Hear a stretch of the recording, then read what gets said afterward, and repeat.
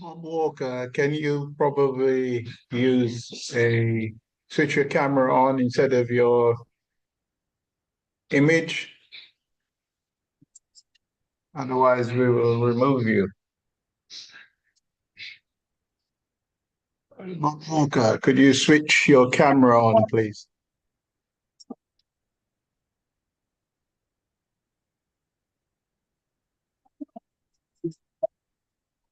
Thank you. Okay. You may go back to your image if you want. Thanks very much.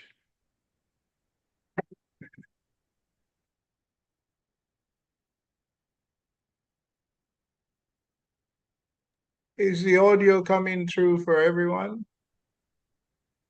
Okay. I'm having a slight problem with it. Let me try. Okay. Let's see. Probably on my headphones still.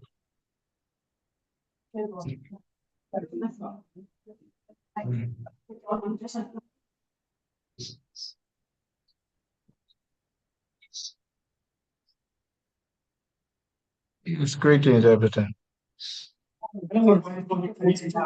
So, you can't hear me.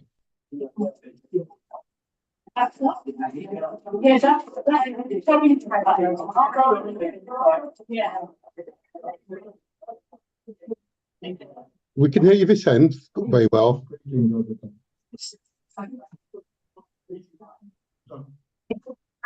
We can hear you. Oh, we can hear you.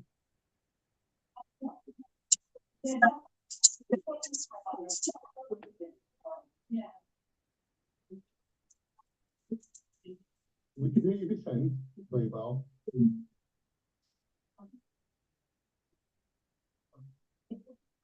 We can hear you. Oh, we can hear you.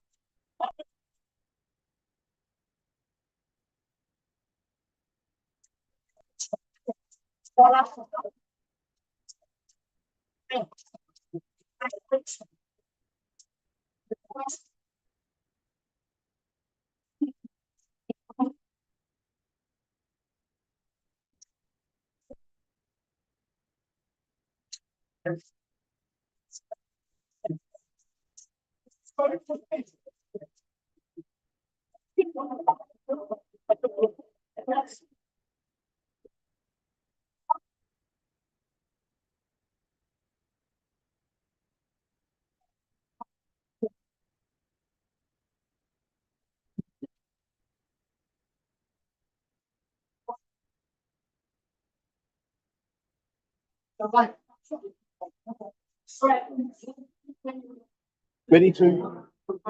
Oh, the speaker. Hopefully, we'll hear it come through.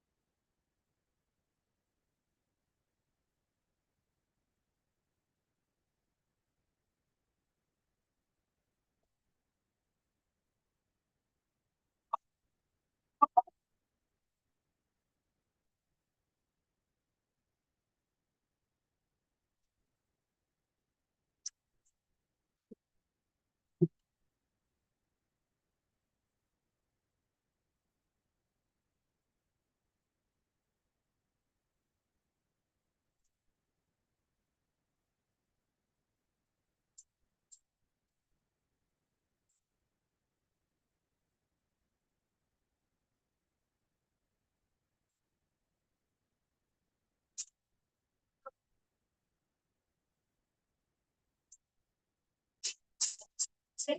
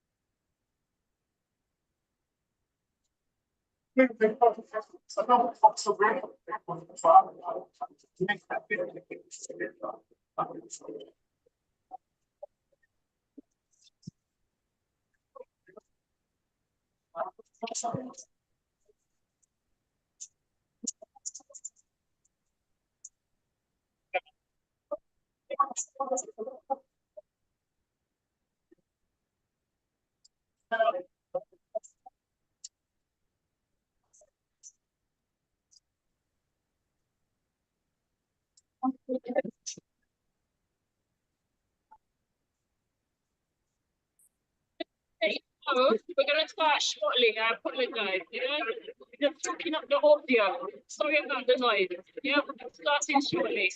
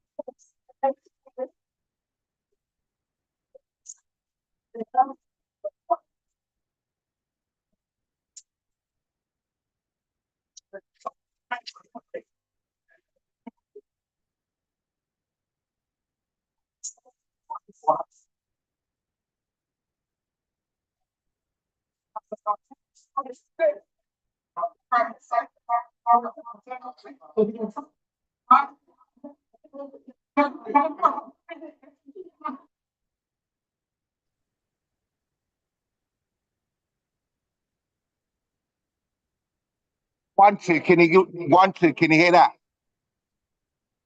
Okay. That one's the monitor two.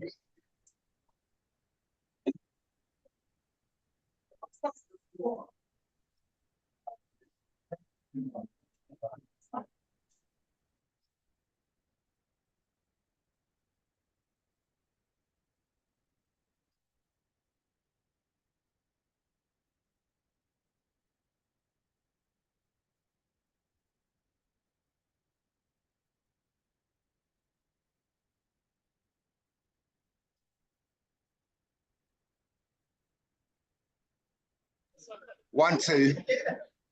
Can you hear that one? Okay.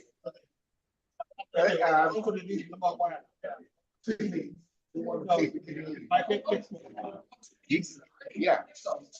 Can you? Yeah.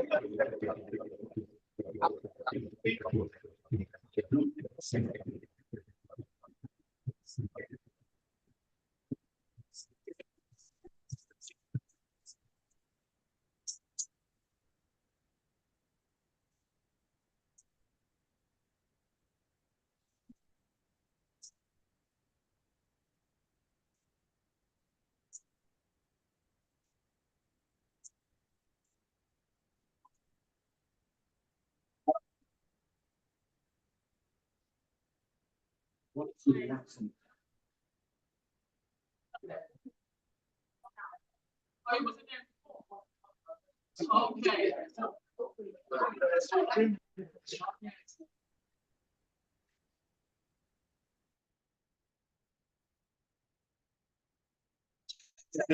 Coming through. No,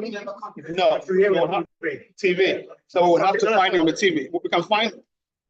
That's connected to this one, right? If it's not to the TV, We could do it. We can't find this now. What's this? What's this? it will be, that should be the headphone. Should be that.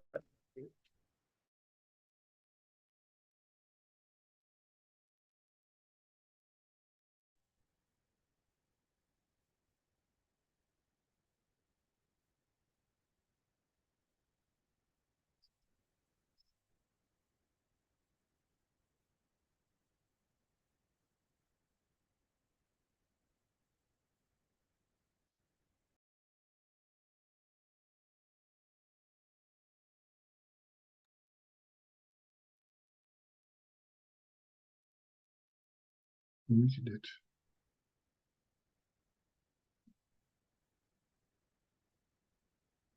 No sound? Is there a sound gone? Yeah, Okay. we're just trying to sort it out now. Just trying to sort it out. Martin. He's turned off the mic completely, hasn't he? Yes. So. Right, They were talking about TV or something, so maybe they were moving the monitor. I don't know. yeah, I think so. Okay. Later then. I'm not anyway. I'm just going to do it. Yes, sorry. Don't worry. We're all here. Don't worry. We're all here. Hold on. I'm just going to try again. Get through them.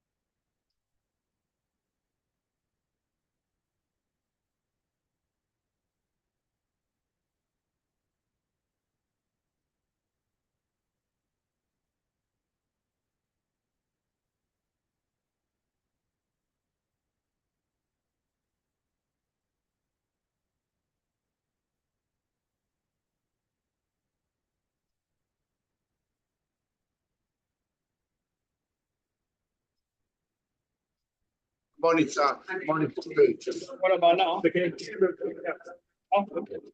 you hear that? Can you pick up the sound now?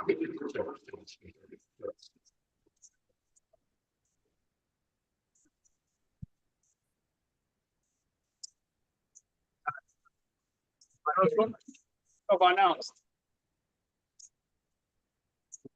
Tell me. Can you hear me now? All right. Come over now, babe.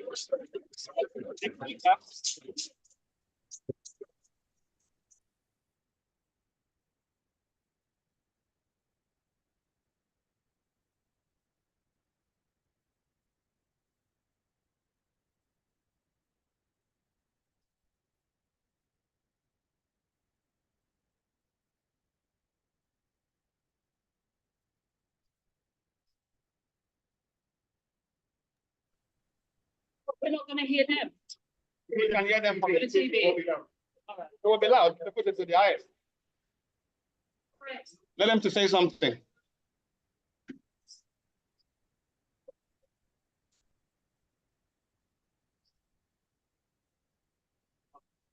Can you hear me? And I can't hear you, Glenroy, either.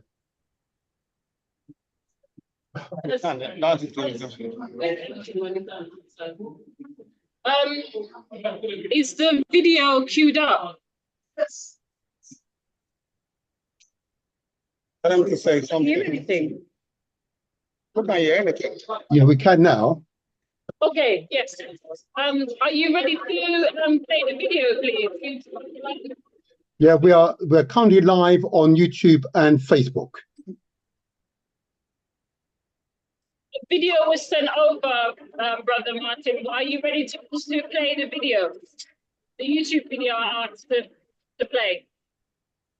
Oh, the YouTube video is there? Oh, okay. Where is that? Where do you send it? Look on the host. It was sent.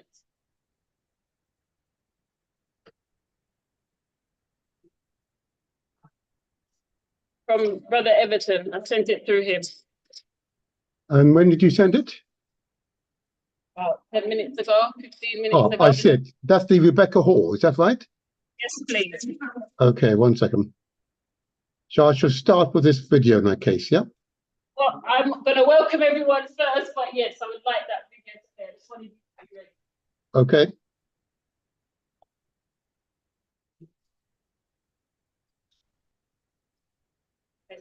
Testing, testing, 1, 2, 3. Can you hear me on Zoom? You can't see me. I can. Can Glenn hear you? I can hear. Okay, good. Understand where you're standing? And the camera is now you got two cameras.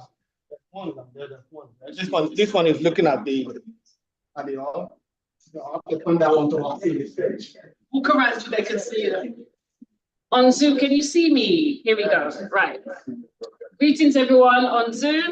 I'm just going to turn to the side because we have esteemed guests inside of the venue. There's an echo. Is it affecting anyone on Zoom, the echo? Okay, cool. I'll continue. Welcome, everyone, to the RMT's 18th Annual Reparations Conference. I'm very proud to be part of the legacy that we have come through so far. 18 years of doing a reparations conference is amazing, and through a trade union, no doubt, that's even more amazing. So I really want to thank everyone for coming. We have a wonderful program, and for those on Zoom, I will send that program through so that you can have a look periodically. I apologize, we've got so many laptops in here that one of them has got the program on it and the other two are streaming, so I do apologize. I will announce what the program is so it's easier for you. And then we'll go straight into a quick video. Part of it is self-explanatory because it's supposed to be provocative. It's supposed to lead into a conversation and more research on certain things around reparations, because people have perceptions of what reparations is. People have some idea of what reparations is, and some people have no clue about what reparations is for African people, right? So this is a conference that hopefully will, for those who already know something, will give them more knowledge. For those who don't know, will give them an awareness. Okay, so let me just give you the conference program. So we're supposed to start at 4. Don't watch that. So we will have our drum call, right? We will have libation. We'll have our solidarity greetings. We'll have a report from GAC UK. We'll have 2 workshops, and those will hopefully be from the Chagos Islanders and Cecil Gottsmore, who will be presenting on the first inhabitants of the Caribbean. Also, the second workshop hopefully will be Michael Bennett and Sister Shiva, and that will be from the Rastafari perspective on reparations, and then we'll lead into panel discussion. So I've said it's panel discussion, but there will be some presentations within that panel discussion. We'll have Robin Walker, who's the Black History man, and his topic will be technologies and how they've enslaved us. We create value. So what should reparations look like for this? Charmaine Simpson, Black History Studies, her topic will be the Church of England and her work around the church commissioners with reparations. Dr. Kesawa John, Black History Studies professor at Goldsmiths University. Her topics will be narratives around African women. We have Jacqueline McKenzie, who is a human rights lawyer from Leeds A. Her topic will be financial and other institutions and legal matters, etc., around reparations. And then we'll have a dinner break. Of course, we've got to feed the body. Hopefully we'll have some natural breaks in between as well. And then we'll have our keynote speakers, who are Selena Carty from Black Poppy Rose, and she'll be presenting on lost narratives of women historically and what should be done to restore it. And Ifo Ekede, African drama storyteller, educator, etc., etc. And his topic will be a surprise. Then we'll have our conference close and thanks, and libations will end, as you know, and then hopefully we'll have enough time to do a little bit of networking before we go It's very difficult. Sometimes we do run over, but we want to be able to hug and talk to each other just before we go and send everybody away with positive vibes. All right, so I'm going to ask Brother Martin to play this video. Now, this video is about passing, right? I'm not going to go into it too much because we're behind time. It's kind of self-explanatory, and like I said, we'll be able to ask questions and kind of do more research into it in regards to talking about lost narratives.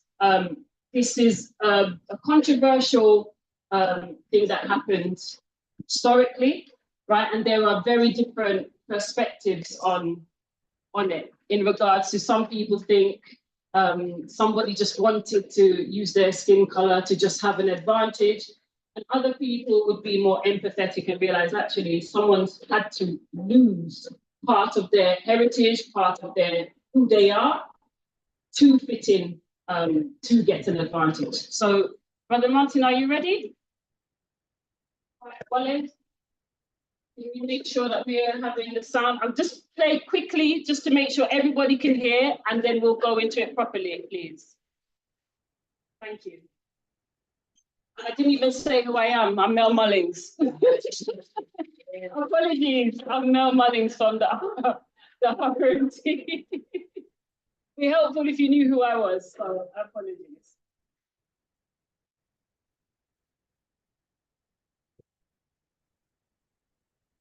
Can't hear anything.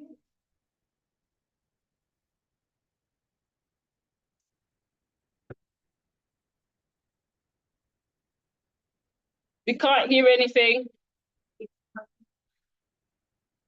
You need to share the sound or share audio.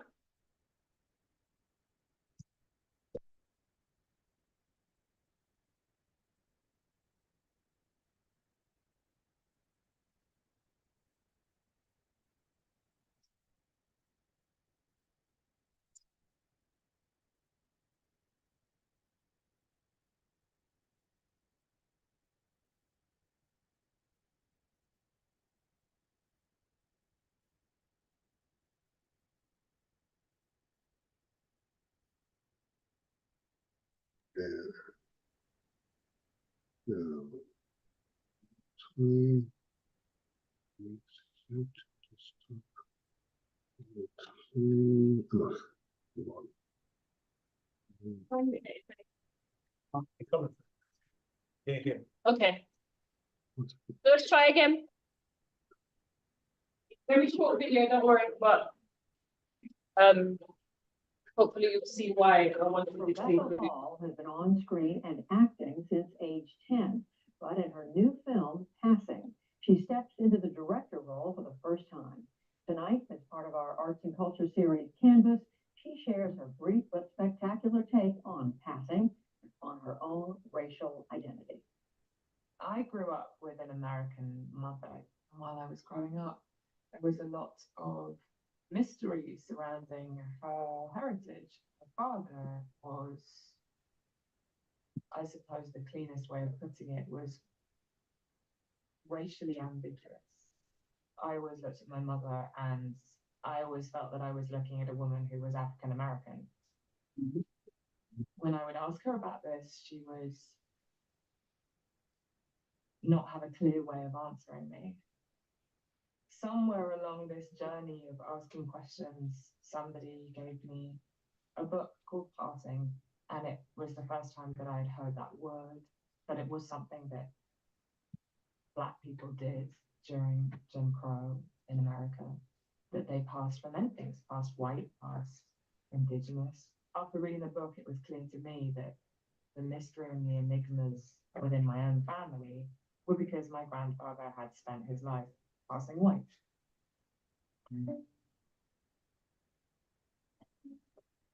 Passing is a novel that was written in 1929 by Mella Larson at the height of the Harlem Renaissance. Before I read the novel, I didn't have language or context for what my grandfather did. After reading the novel, I had, I think, for the first time, a true understanding of that historical context, the erasing of history, the erasing of the stories of your family that get passed on from generation to generation is a hard decision to decide to erase that, not tell the children those stories.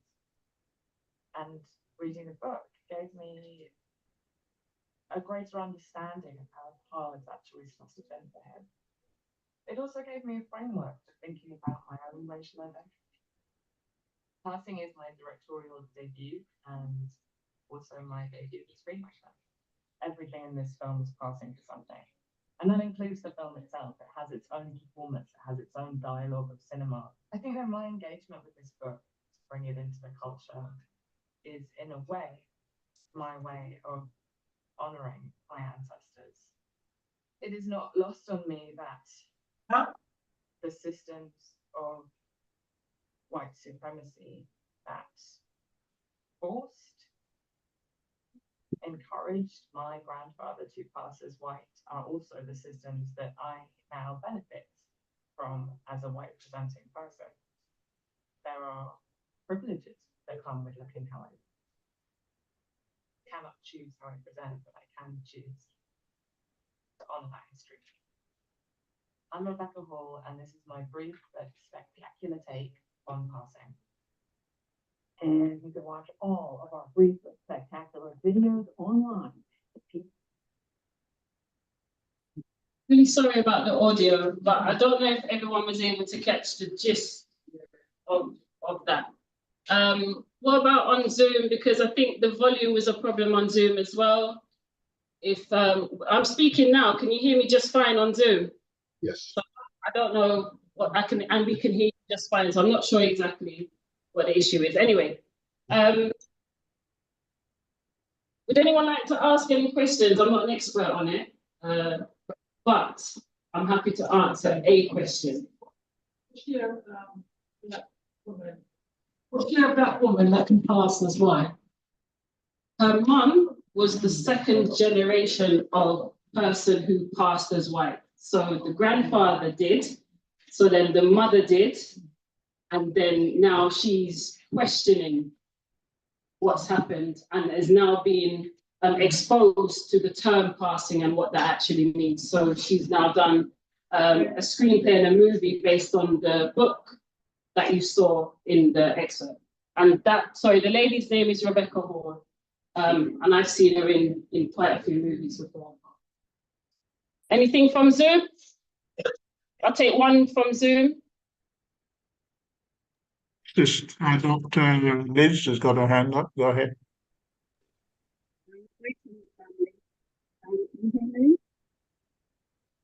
Not so well, but if you speak slowly, I'll try to. In the 90s, I saw a film, 1950s film, called The Imitation of Life. And it was about a young black woman and a white woman who were friends, but the black woman was amazed with the white woman in public. They both had daughters, and the black woman's daughter wanted to be famous. So she pretended that she didn't have a mother, that wasn't her mother.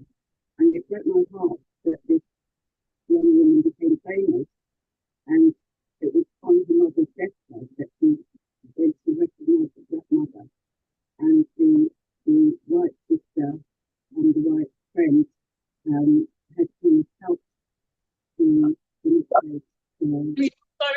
Sorry, we can't hear. Are you hearing on Zoom? I do apologize about interrupting. Literally can't hear anything. Well, okay. We can hear, but it is fainter than we would expect on Zoom. If she's able to speak up, it would be helpful. We can't do much with her, unfortunately. If it can be typed in the chat, if possible. I do apologize. I think Doctor is not well, so I do apologize. So if it can be typed in the chat, please. If not, we'll try to come back to it at some stage. But the audio we couldn't hear anything. It was too muffled. bit late. Anyway, just to say, like I said, that link, if people want it to be shared, Brother Martin can share it in the chat for you to further look and obviously watch the movie and read the book. It's called Passing, right? All right, I'm going to move on. So we're going to ask one of our elders to do a libation on this side. So like I said, I hope everybody can hear. And he's just literally gone out the door. He's coming. Right? So hopefully once the libation's done, we'll get the audio fixed. The ancestors will help us. Would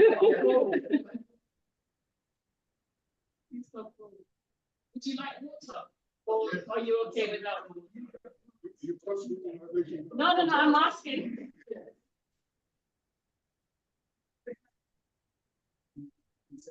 No, you don't.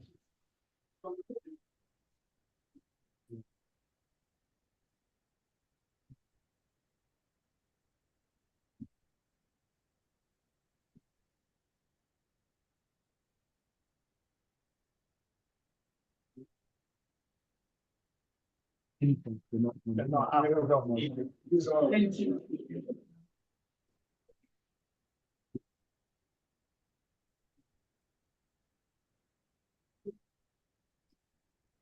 We have lost audio, or they've become quiet.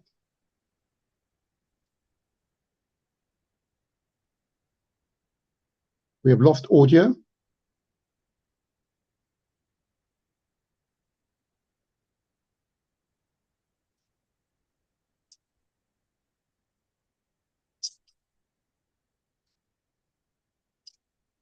Monitor 2, we have lost audio. What about now? Oh, yep, we can hear you now. Yeah. Okay.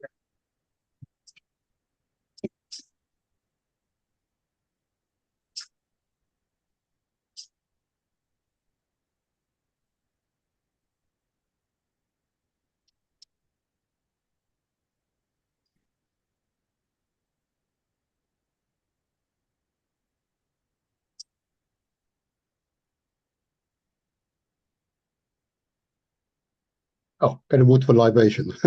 Okay.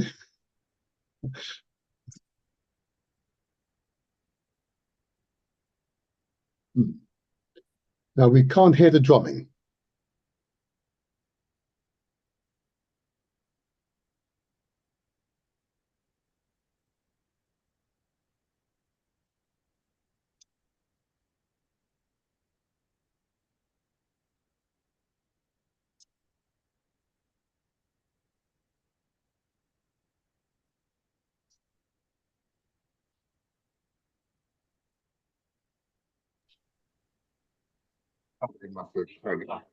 Oh, we can hear you now, Everton.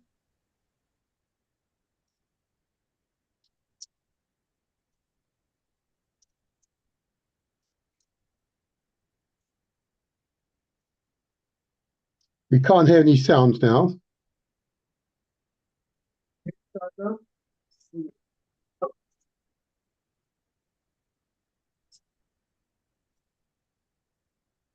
Can you hear sound now? Yes. Yeah. Once the start, you should be able to hear. Okay. Okay.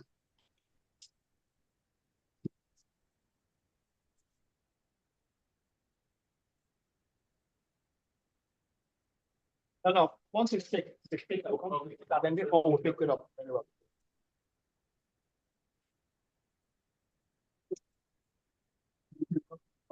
I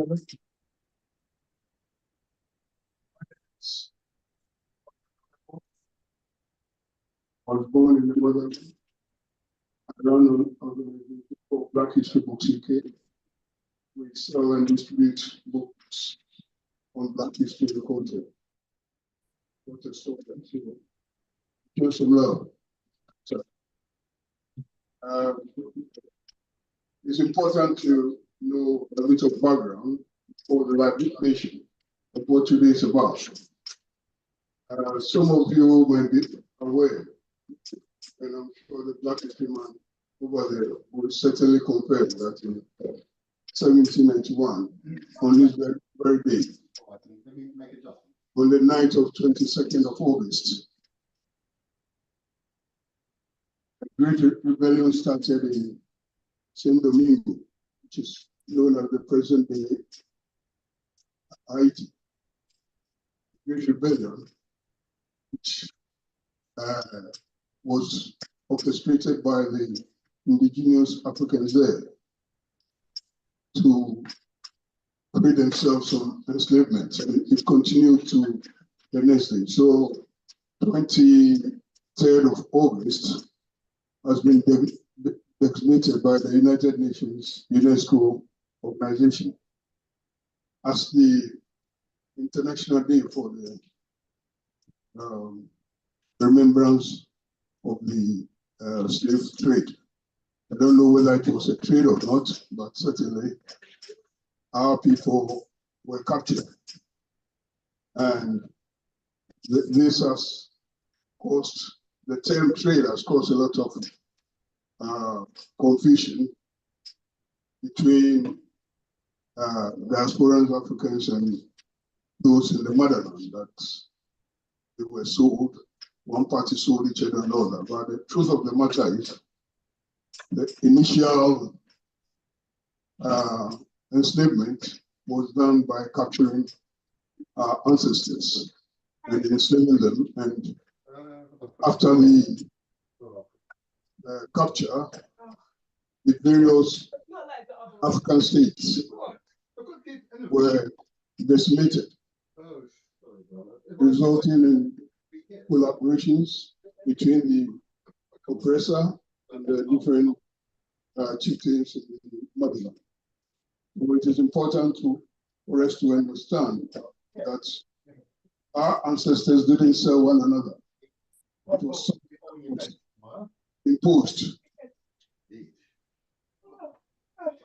So, in saying so, and it was no surprise that the system wasn't working because we didn't see the lessons of the ancestors. And I will now call upon the ancestors to guide this Remembrance Day on reparations. It is important that when we do libation, there's nothing more than water in this world that we can give to the ancestors. And each time I pour the water onto the vegetation here, some of you might like to say Ashe, but I would prefer my mother tongue. So that I will say, when I say tra, omanyaba, some of you might say Ashe, or some of you might say Yao. That's the Ghanaian way. But both Yao and Ashe virtually are the same thing. So tra, omanyaba, yeah. Tra, omanyaba, you are going to make, yeah. Tra, omanyaba, yeah. We call upon the ancestors of the Mayafa, the African Holocaust, those who were transported through the Atlantic Ocean, those who were able to make it to the other side of the world. We give you water. Without water, there's no life, because water gives vegetation, and vegetation gives us food. Without water and food, we can't survive. So we call upon all the ancestors of food. Yeah. And we call upon all the ancestors who were able to, after having crossed the Atlantic, were able to reproduce and bring forth the generations that are so up to you, especially the women. Without the women, we are nothing. Yeah. Yeah. Without the women, we wouldn't be here. They occupy a special place in the African culture. They are our mothers who hold the house together in spite of all the tribulations that the men face. Our women are always there to support it. We call upon all those who fought the oppressor in 1791 to ensure that Haiti is free. And as we speak, Haiti is still not free. We'll recall people like Toussaint Louverture, who led the Great Burial. Dessalines, all of them. We give you water. We call upon the various Pan-Africanists who over the years have kept the church burning. We call upon Henry Sylvester Williams, who was able to organize the first Pan-African Conference in 1900 in this landscape. We give you water to Awanyaba. We call upon W.B. Du Bois of the United States, who led the Pan-African movement for a long time before passing it on to others to continue the liberation struggle. So, Omanyaba, we call upon George Padmore, we call upon Paul Marcus Garvey, we call upon Yah Santua, we call upon Queen Anne of the Maroons, we call upon all the great ancestors who have been able to lead a liberation fight. We can't leave Kwame Nkrumah, Awanyaba, yeah, Awanyaba.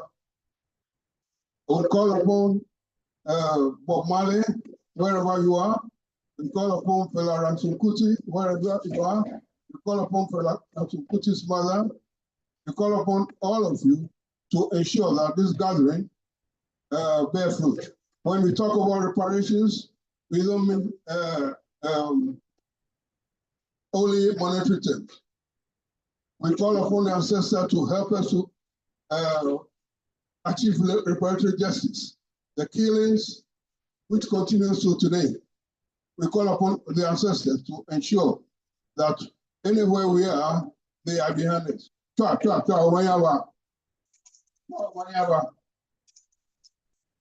very much.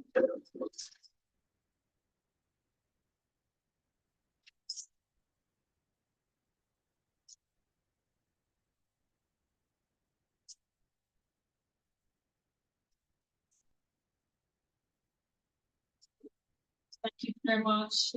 And now we will move into our drum call.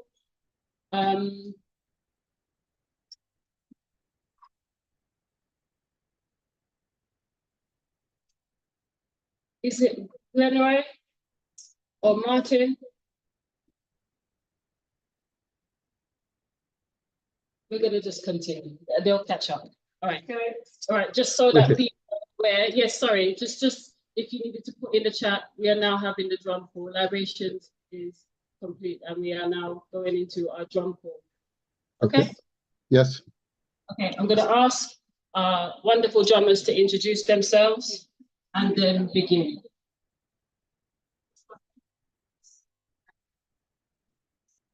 Okay, I'm Khadija T from Campaign for Truth and Justice and Global African Congress.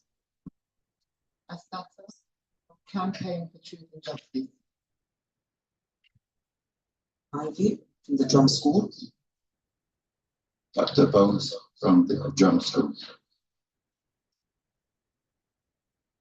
Would you like us to stand? Would you like us to clap along? Would you like to just, yes? Yeah, I would say always, please feel free to move to the beat. Thank you.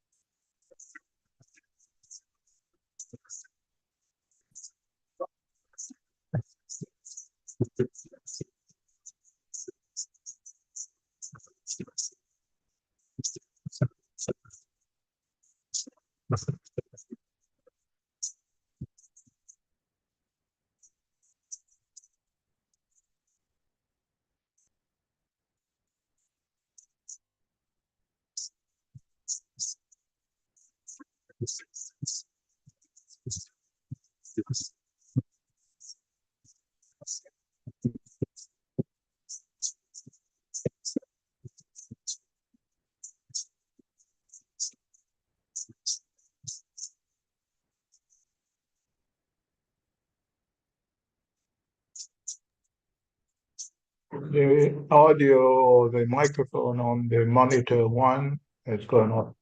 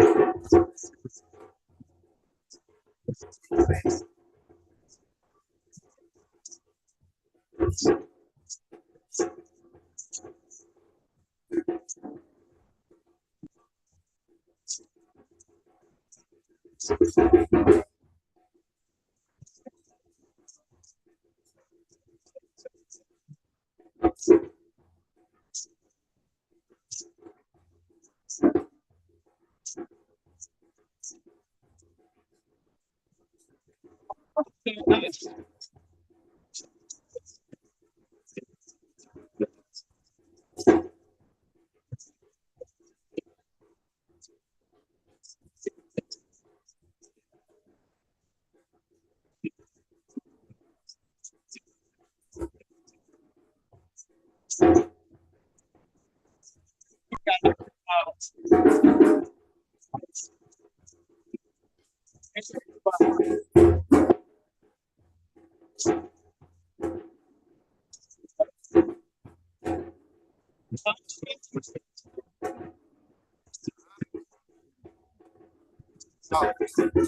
the sound check. When you come in, you don't want to I'm still be turned on.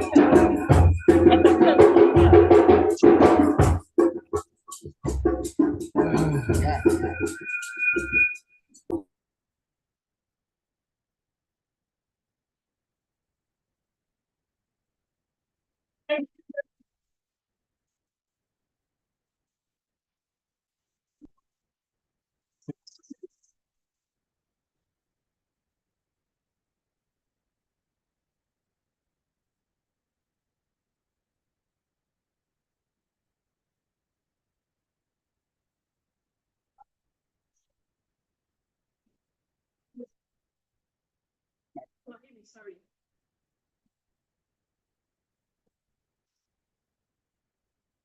Can you hear me? Sorry. I apologize.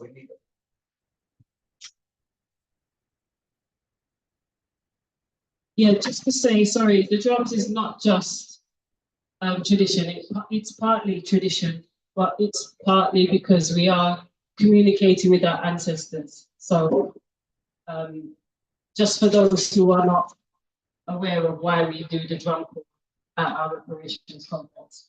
I'm just moving on to the next item, which is our solidarity greetings. So all of those that are in the room are not going to be sitting down. You're going to be getting up to come to the front, one by one, and giving your greetings from your organizations, from your personal standpoint, and just to introduce yourself to everyone in the conference. So I'm going to start with Wale. Yeah, I'm going to throw you in straight away. Okay, just very quickly, my name is Wale Gombiade. I am the RMT Black and Ethnic Minority Members Advisory Chair.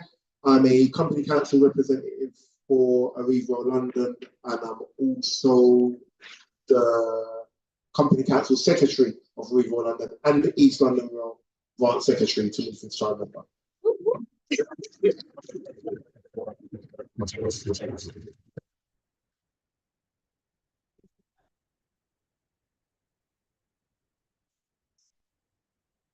And she's not so well, so we want to thank the fam for still coming on.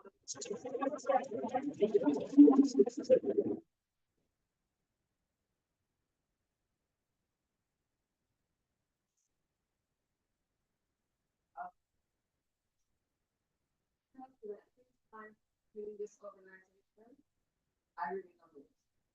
I mean, I've learned so much. There's so much going on, and I'm so happy to be a part of that today.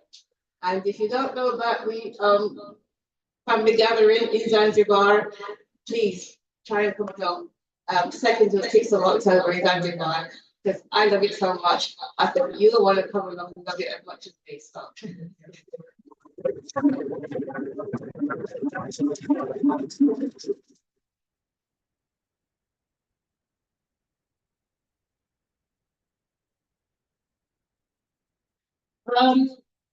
Wally, can you, AJ, can you make sure you can see? Carol, do you want to come up a bit further? Yeah. Yes, they can see you now. Wally, the microphone is still off. Can you hear me? Wally, monitor one microphone's off. Yeah, one needs to be up. It must be feeding back. Right, Carol, go on. Okay, my name's Carol, and I belong to an organisation called IJAD, the International Jewish Anti-Zionist Network. Now, I'm pretty old. I've just learned something new today. The gentleman who did the libation was talking about the ancestors. And one of my father's best friends came from Ghana, and he always used to say Haven't your people suffered enough in the Holocaust? Why don't you honour your ancestors? You'll never be free. You will be hounded over and over again. Martin, honour your ancestors. Do you know something? Sad thing is, my generation really don't know how to. I'll be honest with you. We really don't know. We've got no one to teach us the right way. And maybe Dad's friend Barton was right. Maybe that's why there's Zionism that tortures the Palestinians, their children, and everybody. Because we Jews don't honour our ancestors. So what I'm going to do after doing it is find a way, within my own tradition, to honour my ancestors. The present particular libation, thank you.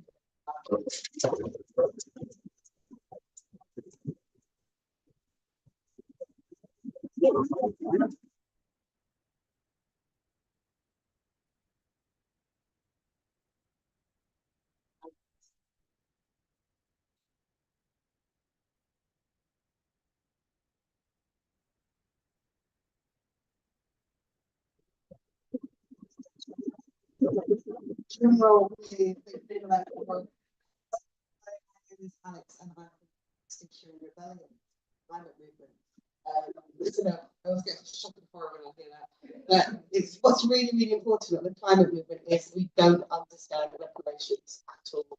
So it's really, really important for me to be here to make sure that I can pass this on to all my colleagues. We talk about climate reparations, but we don't really, really understand what we really mean by reparations. So that's why I'm always here to learn, and hang out with the amazing people. Thank you so much.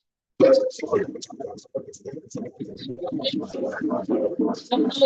of our panel speakers last year, so thank you again.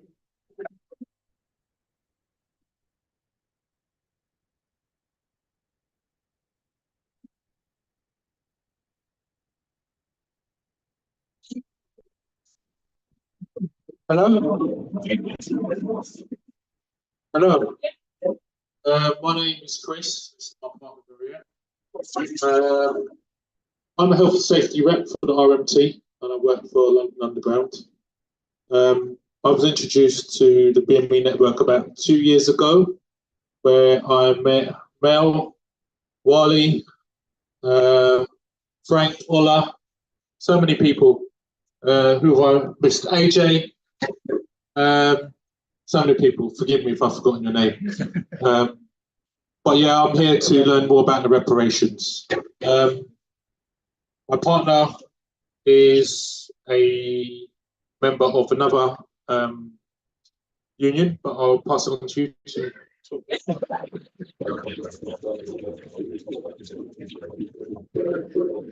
Okay, I'll tell you. She was employed by an organisation that treated staff very badly. Unite. Yeah. So she joined Unite and stood together with her brothers and sisters, and she was fortunate to fight for her rights. And as a result of that, well, needless to say that the company that had that contract with the local council no longer have that contract. Thank you very much.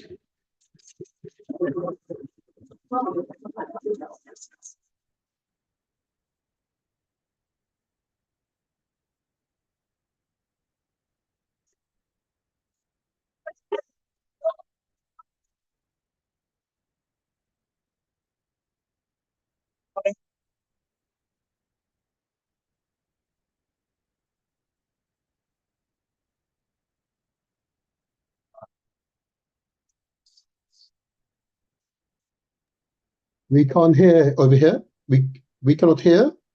Can you hear me now? Yes, we can. Yes. All right. Hey, everybody. My name is Charles. I'm the university branch organizer for the Independent Workers Union of Great Britain. We are a union that was founded by migrant workers, and we represent workers, cleaners, security guards, private hire drivers, foster carers, nannies, au pairs, yoga instructors, workers that have been excluded by traditional trade unionism in this country, Black and brown workers, migrant workers. We're a member-led union, and it's great to be here to see how our demands, our economic demands, the things we've been fighting for as our throughout the history of our union align with the global struggle for reparations. So it's great to be here. So I'll pass it to Alex. Hey everyone, can you hear me on the TV? Yeah. Hey everyone, just walked through the front door, so just bit sweaty having cycled up here from Bethnal Green. My name is Alex Marshall. I'm the president of the IWGB, as Charles just introduced. I'm really excited to be here, to listen, to learn, always learning, always listening. We're, as Charles said, a member-led union, predominantly Black and brown workers who are, on the receiving end of brutal imperialism, of, the colonial struggle. So here to learn and listen and work out ways that we can all work together to fight back against this. I'm really excited. So yeah, so more to say when I'm saying.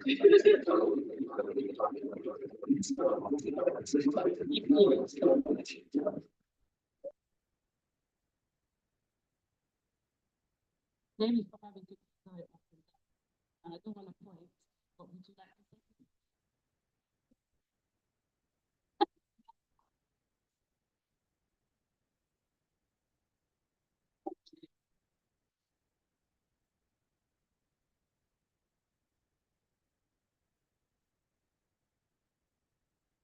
Yeah. My name is Union Rep for Enfield Unison. I'm the chair for the Black members group in Enfield. I support members of tribunals and disputes work, and also. Sorry to interrupt. If it's possible for the speaker to get closer to us. Okay. Yes, I Thank you. organize a number of events as well within the Unison among the Black members and other union representative. We do Black History Month, Black History tours and so forth in different parts of the country. I'm just here to sort of find out, learn more what's happening today. And hopefully I could sort of be a part of it in the future. All right.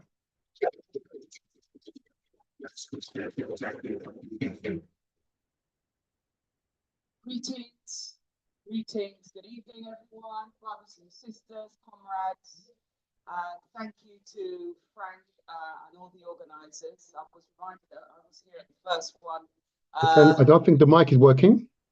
Oh, is it not working?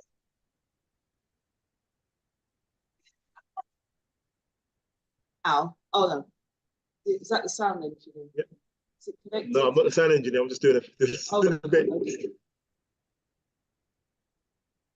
All right, I'll just say that again.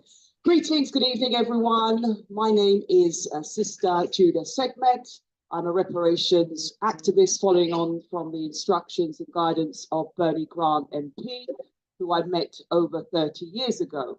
And I think it's always important whenever we're in a reparations gathering to acknowledge the ancestor Bernie Grant, who spearheaded and kickstarted the reparations movement here, London, England, and in Europe. I'm also an active supporter of the largest presence of reparations activists in London, in Brixton, the annual march that has been held in South London on the 1st of Messiah. We refer to August as Messiah because we do not acknowledge Augustus Caesar as part of our cultural calendar.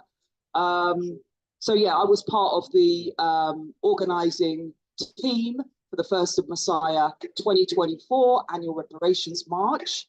And I'm here again actively supporting today's conference because I think we've got a success, we've got a victory, but we now need to determine how we're going to get that economic reparations justice from the Church of England and the other organisations that have admitted their guilt on the part of their ancestors and want to atone for that. So I look forward to listening to the rest of the proceedings. Thank you.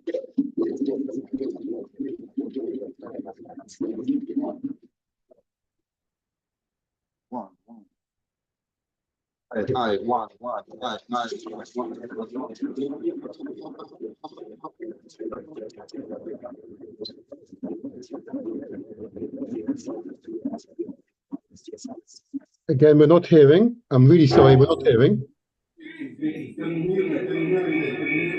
We're receiving feedback at the moment. Oh, that's better. Yes, we can hear you now. All right, give us. My name is Peter Boulay. I am the spiritual leader, shall I say, spiritual officer of the Global African Congress. See? And so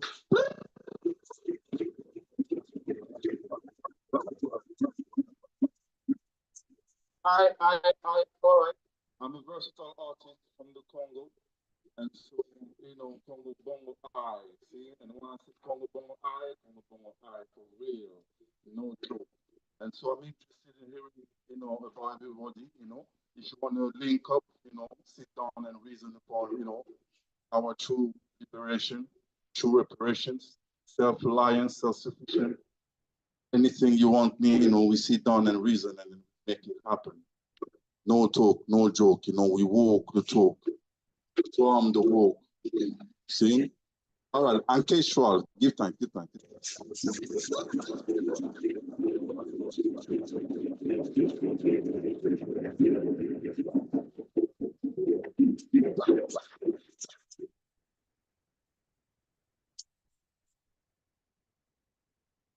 How do you follow that?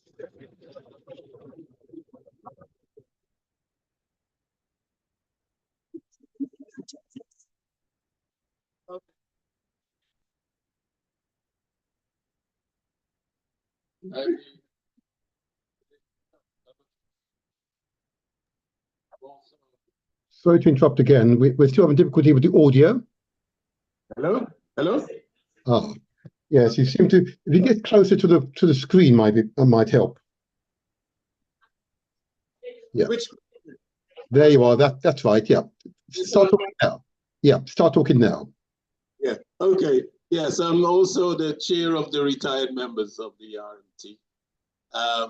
Also, well, other things. Member of CLS and etc. etc. Anyway, as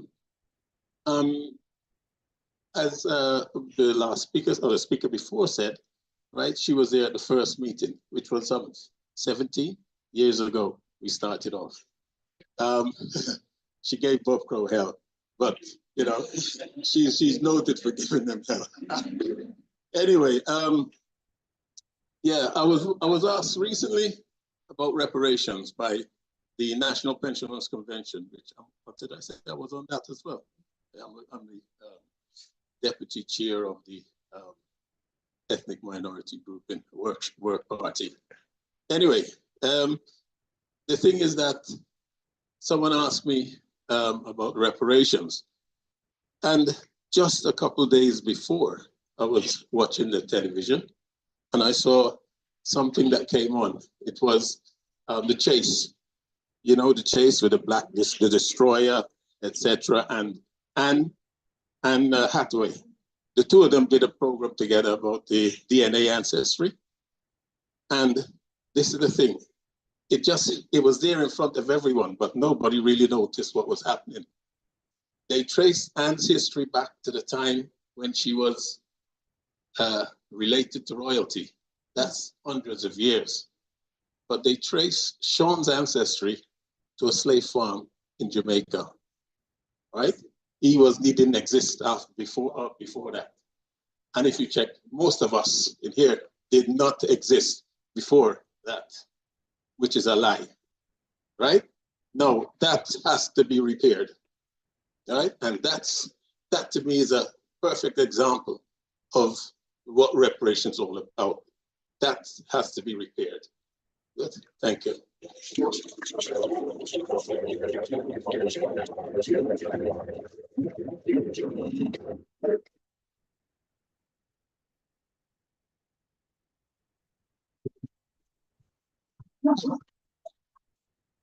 Hello. My name's Steve Cushion. I'm Secretary of the London Retired Members of the University College Union, but here today as a member of the Executive of Caribbean Labour Solidarity.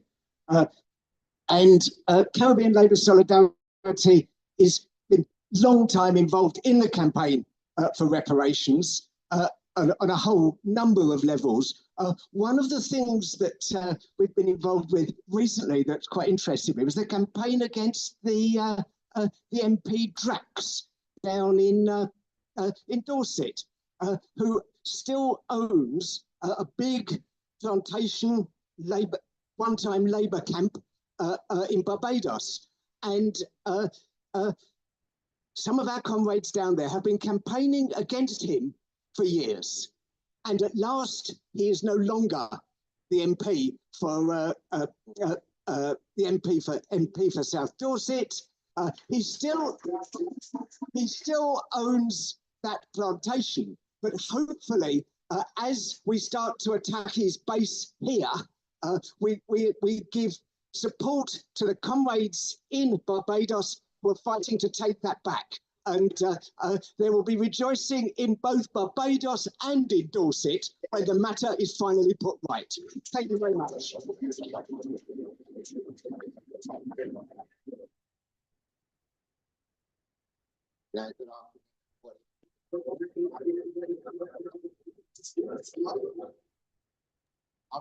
We can't hear you, Everton. We can't hear you. What's your... No, your distance. It's the wrong microphone, I think. I think it might be the radio. We're all standing in the same spot. Oh, we can hear you now. We can hear you now. That's better. Yeah, I'm Everton Wilson. I'm a member of the Global African Congress. Reparation, repatriation is a must. I don't really talk about repatriation, reparation without mentioning repatriation. You know, they both go hand in hand, and who knows what it means? We know what it means. There is a monetary cost and there's a healing cost, and we want to go back to where we originally came from, where we were illegally moved from. Solidarity going out to the RMT from GAC UK. Solidarity family. One love.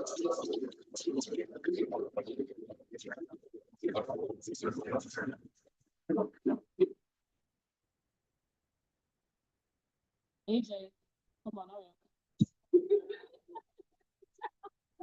sorry, Brother Rotimi. Greetings. Yeah, my name is Rotimi Ajayi. I'm known as AJ. I am one of the 16 NEC members for the RMT trade union. I'm also the treasurer of the GAC UK. With regards to reparation, which of recent I was, I think I got a T-shirt which I bought at the Matter Rising, and they wrote the spirit of 1931 on that T-shirt. But I then realized recently that the spirit of 1931 actually started with the involvement of our ancestor that was taken from Africa down to the Caribbean, and the start of the stopping of the enslavement started with a Reverend Father Samuel Sharp that started a big uprising in the Caribbean, in Jamaica precisely. Thank you for that. And that wasn't actually promoted like they promote every other uprising in that year. And that says volume about reparation. Thank you.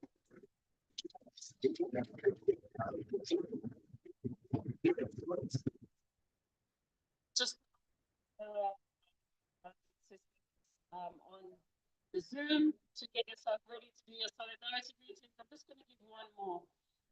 There are lots of apologies. I'll list them later because there was quite a few apologies from MPs, no doubt.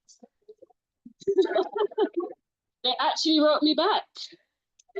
Yeah, we'll get into that. So this is from another one of our NEC members, Carlos Barros, who is the London Transport Regions NEC member. So I'm quite touched by this because he couldn't be here for family reasons, but he sent in this lovely solidarity greeting. So it goes. Apologies for not being able to be with you and all on this very important day. As some of you know, I am an Inca descendant, but I am also of Spanish seafaring descent. What this means is that my father's ancestors set out to discover what they called the New World and found my mother's ancestors. This was the start of not only the ruin of the whole continent, but also the start. Someone's ringing my doorbell. Had to be, right? It's gonna be my daughter, so I'm gonna have to ask to switch over to the Zoom, right? I do apologize for that, but yeah, she's gonna ring back, so I better just switch over to the Zoom, and then I'll read this back afterwards. Glenroy, if you can be in charge of the solidarity greetings on the Zoom, apologies.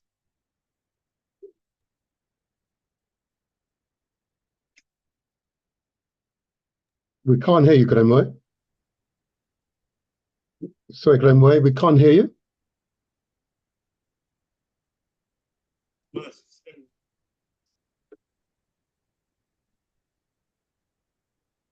No.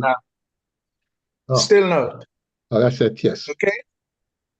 Yeah, I was saying I don't have the list of who is next to speak. So if somebody could indicate as who's to give the next solidarity messages.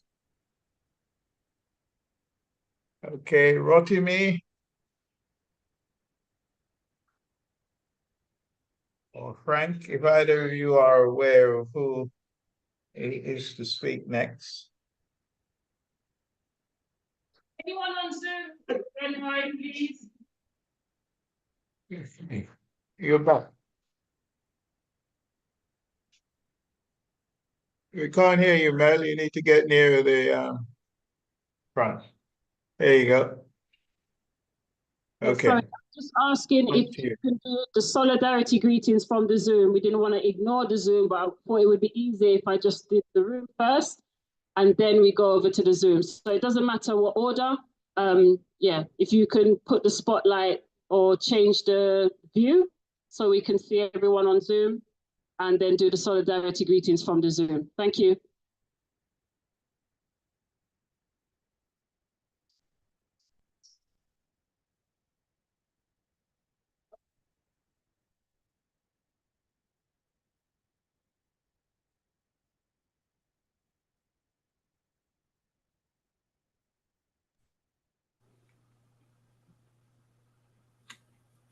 And what, are you going to give that solidarity, or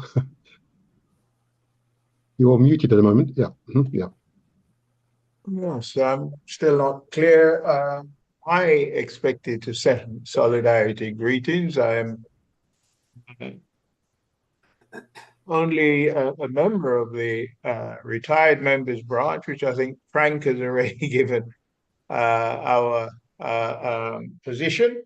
I obviously want to give as much solidarity to this event as I can.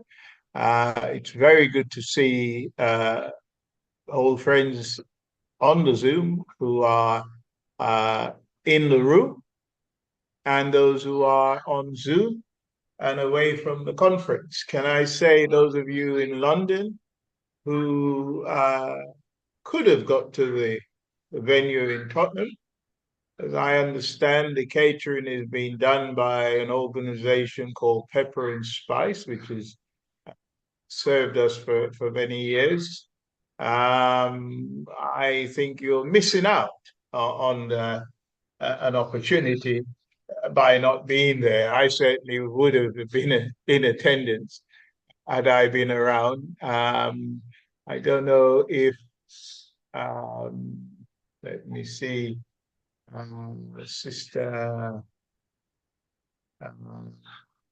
Okay, somebody who was here was calling me earlier on and trying to find out where the venue was, and I was telling her, well, she should make the effort to find that venue because of even if it's just for the food.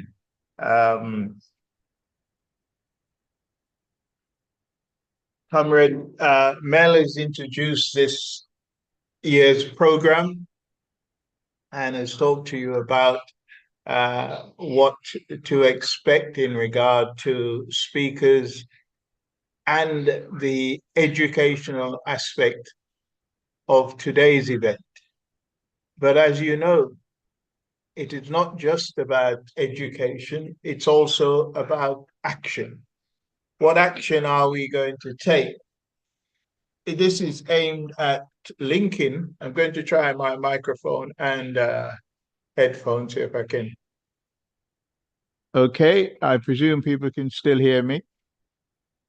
Good, good. All right, there's a connection with the microphone.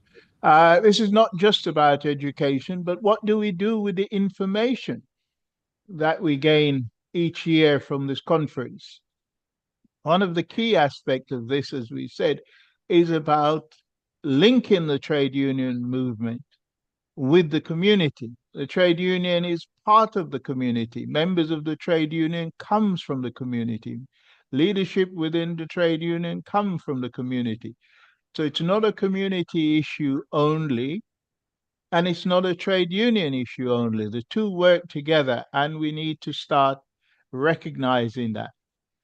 One of the things we found when I had to work for a living was the connection we made with members of the public through community groups, and then we see them on our picket line because there is a natural solidarity benefit when we meet in other circumstances, in other events. We get to know each other. But as this is an event around reparation, we also need to understand how it is that we can utilize that solidarity in the matter of reparation. It has to be understood that events in the UK with the far right recently has all kinds of implications.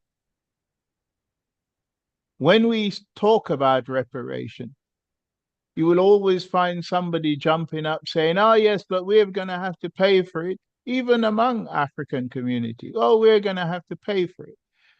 Well, as been said, and I hope people are still aware of it, you were paying for it. As late as 2015, the British government was using the taxation from people in the UK, and I suspect before so-called independence of many of those nations, were using the funds gained from these countries.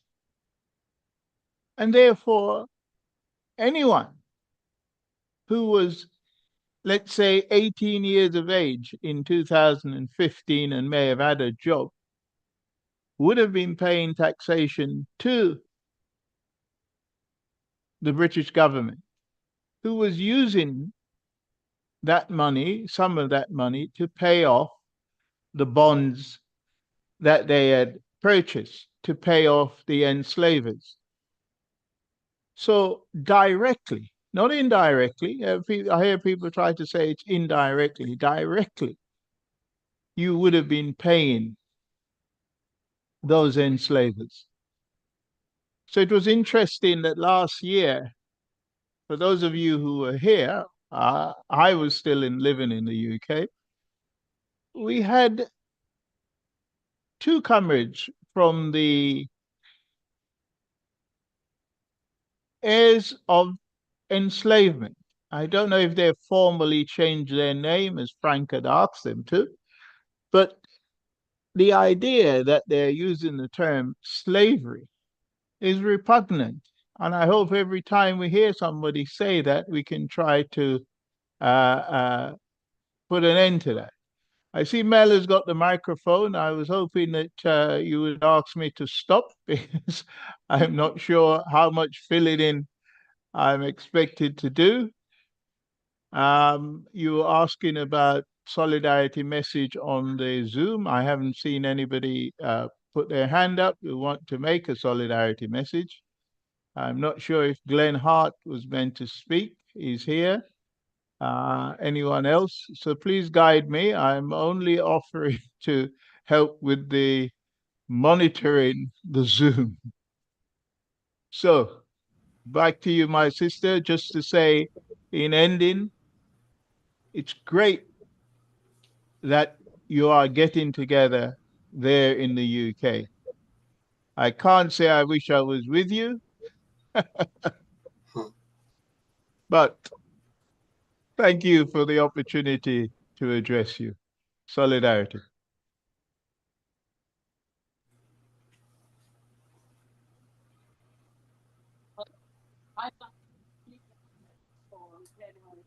Don't think we can hear you, my sister.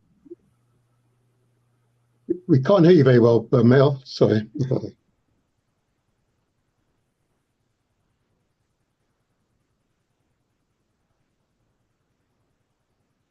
Sorry, Mel, we can't hear you. Can't hear you very well. The audio is very bad. No,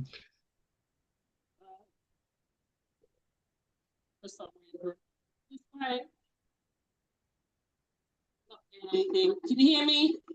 yes. Okay. Yeah, that's getting better. I'll stay here for a second just to say, Martin's on the screen, so it's your time to do solidarity greetings now, Brother Martin, seated as the co-chair. So he's my fellow co-chair. I'm the co-chair of GAC UK, and Martin is the male co-chair. So take it away, Martin. Oh. Where am I?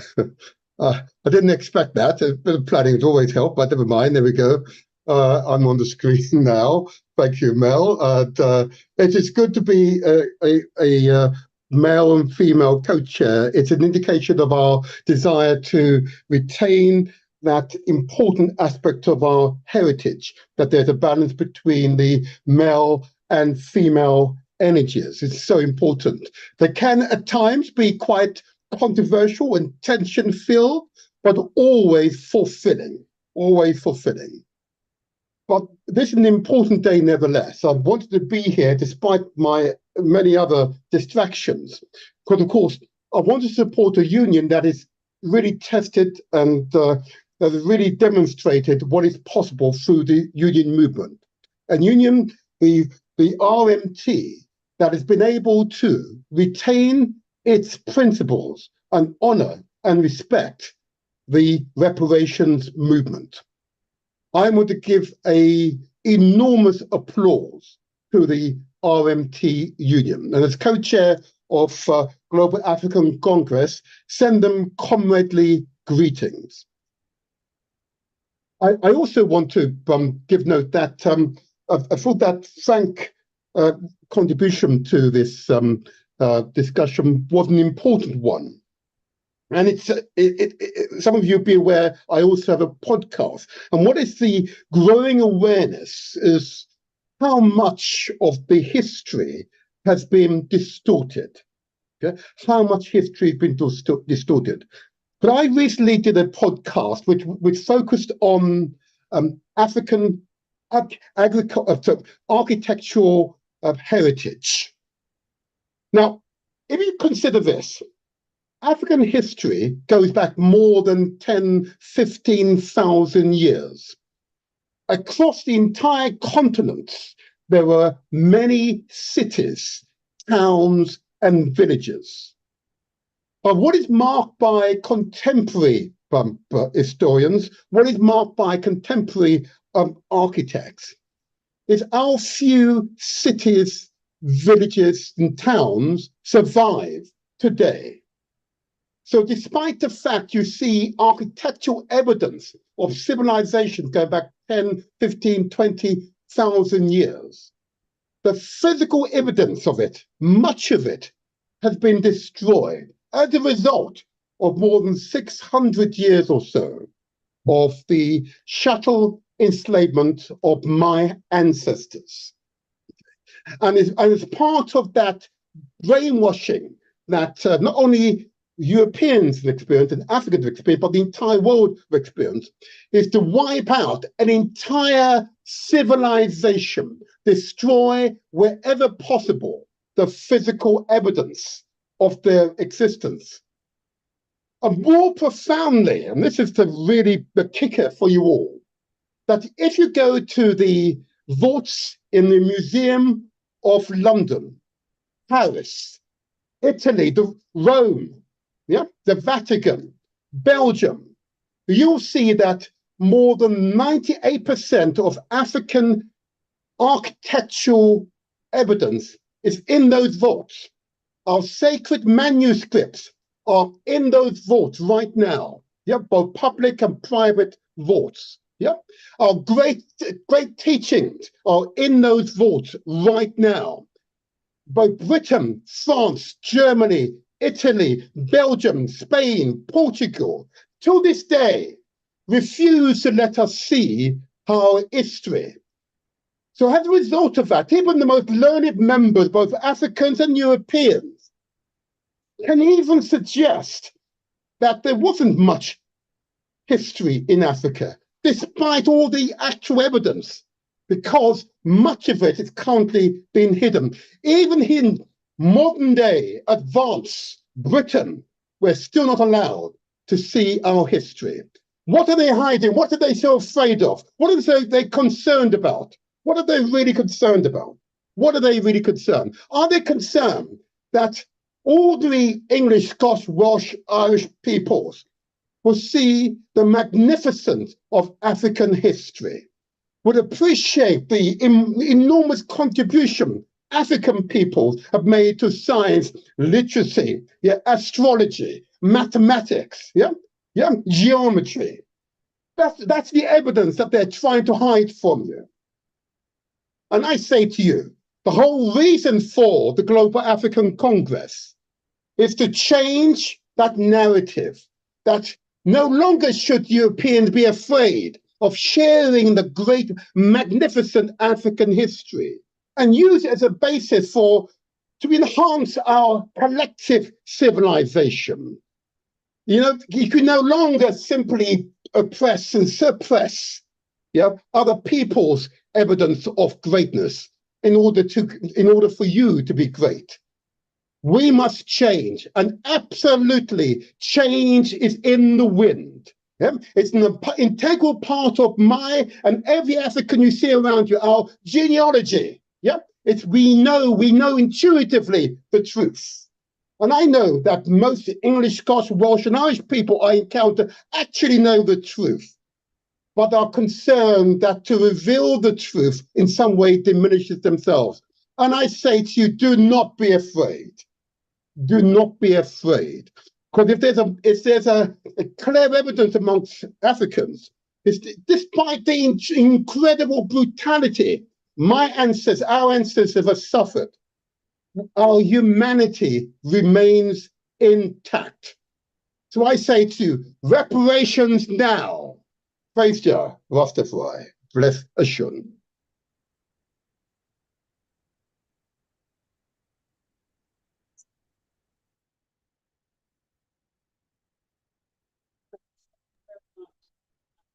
Oh, we can't hear you. I'm sorry, we can't hear you. Thank you very much. Thank you. Yep. Can you hear me now? Yes. Okay. I'm going to ask Robin's got, yes. It's for you to do your stretch for us, please. Come up and do the stretch for us, please. We're going to do a stretch because we've been probably on Zoom, you've been sitting around for a while, and in here we've been sitting for a while. So we're going to do some stretches and then continue. So I'm handing over to the Black History man himself, Robin Walker.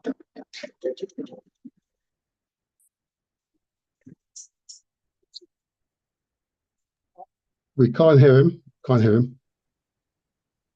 Can't hear him at all. All right, you can see it. Hands up like this.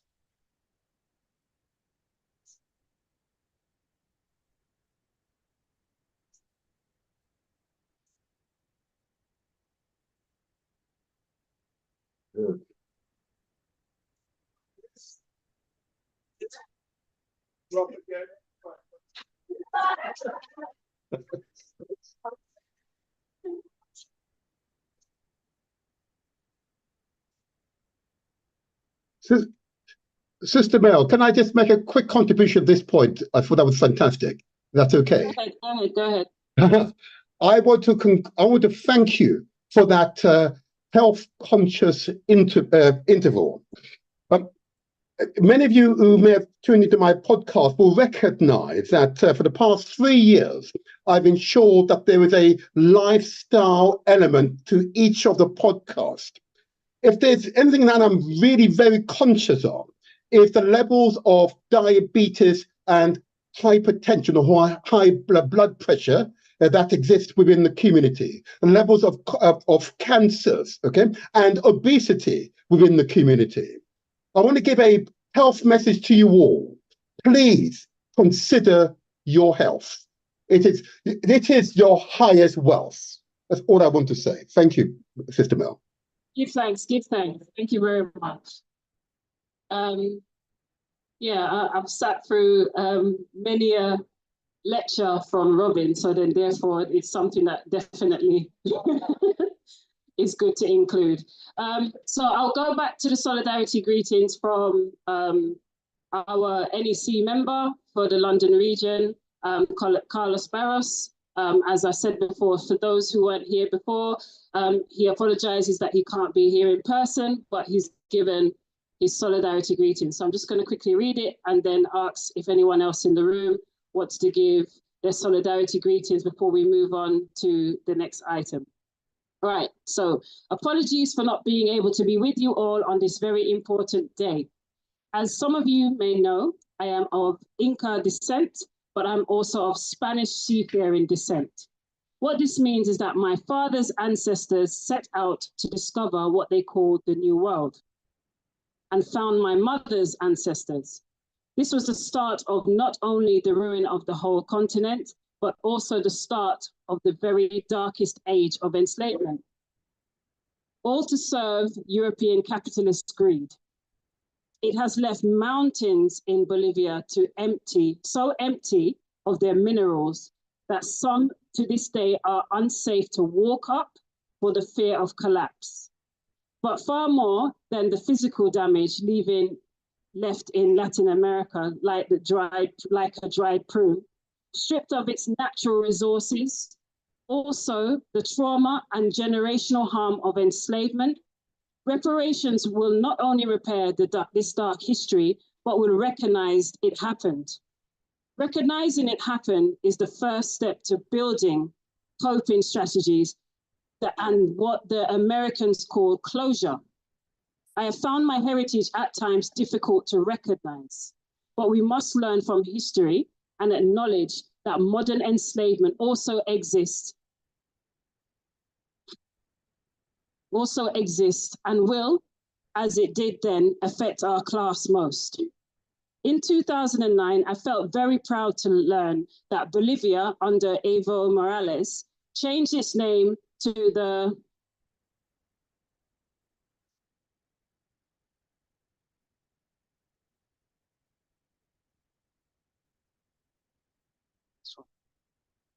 plurinational. That simple. I wanted to make sure I didn't mispronounce it. State of Bolivia. Yeah, recognizing not only the numerous historic indigenous peoples, but also the Afro-Bolivian people.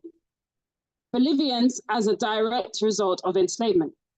A small but very important step in recognizing our inherited past.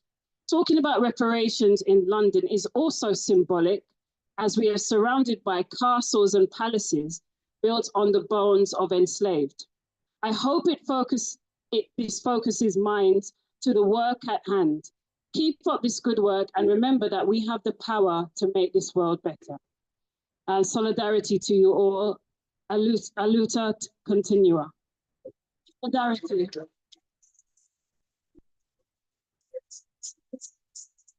Sorry, it's just very touching that Carlos wrote this. And he doesn't get lots of opportunities to speak about his ancestry. So I was very pleased that he sent this through. So I'd like to quickly do just a few more before we go on to our main. So we have our panel speakers and for our presentations here. I think Charmaine is running a little bit late, unless I've missed her. Yeah, she's definitely running a little bit late, but we can start, all right? So I'm gonna pass on to Sister Judy, and then we have a brother at the back. As soon as Sister Judy is finished, would you like to come up and give a solidarity greeting, please? It's UCM1. Okay, I don't know who's controlling the spotlight.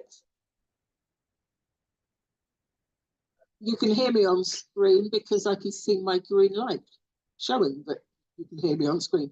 I'm Judy Richards. I'm Pan-African Political Officer of Global African Congress UK. And again, one of those partnerships where I'm the female officer and there's a male counterpart who unfortunately isn't here today. Don't think he's joined us on Zoom as yet. And it's interesting to hear that people talked about Jamaica and not having rebellions. My family are from Barbados. We were told that we never rebelled, that we just were enslaved and that was it. It was only, but when you go to Barbados, there's a particular statue in the middle of the island that you will pass as you're traveling up and down, called the Bussa statue, which is one of those that did rebel. So I think it's another example of how our history is not taught to us and is in often cases hidden from us. I was a member of Unison. We, to our shame, are the biggest trade union in the UK, but we don't still have a reparations motion. I think it shows that sometimes they say it's harder to turn a tanker than a small ship. I think RMT has done very well in being able to, as a small union, get not only a motion about reparations, but take it to the TUC and have these annual conferences. We've got a motion in Unison at the moment with the National Black Members Committee. They will be looking at it, I think in September, they meet next, and their annual conference is January, so they hopefully will be looking at putting a specific motion, and hopefully in future years, we'll be here supporting this conference. Some of us have just come back from Geneva and the UN Committee on the Elimination of Racial Discrimination. The process for that is the UK government submits a report, usually late, but they have submitted a report. And then civil society gets to put in comments on that report. 39 different reports were submitted this year. The last time was 2016, and there were only 14 reports submitted from civil society. Reparations was very much one of the issues that was raised. We're waiting for the concluding observations to come from that to put pressure on the government. It's one of those UN committees where the government doesn't listen to us, but it listens to that committee. Governments don't like being embarrassed on the international stage, so we use those CERD and other committees to actually make sure that our voice as civil society gets heard. They tell the government what they think should happen, and the government then acts. So in 2016, we got the David Lammy review, we got the Gregor Smith employment report on race, and the race disparity audit, amongst other things. Mental Health Act review was one of the biggest things where there actually was a strand specifically looking at Black mental health. That was only possible because we had gone to the UN and told them what was going wrong in the UK for the UN to then say, you've got to get this right. We've got a lobby of Parliament as GAC UK in the autumn. We haven't fixed a date for it yet, but when they're back from summer break, back from their conferences, we will be having a lobby of Parliament on reparations, which is another annual event in the reparations calendar. So we will make sure that you get the information on that. We also have a number of Windrush rallies and lobbies coming up, and they again are waiting for the government to kind of settle down after conferences to fix the date. I think possibly at the moment it's the 11th or 10th, whichever is the Wednesday in September, but that might change. So but put it in your diary and we'll make sure you get that information as soon as we get it. Okay, thank you.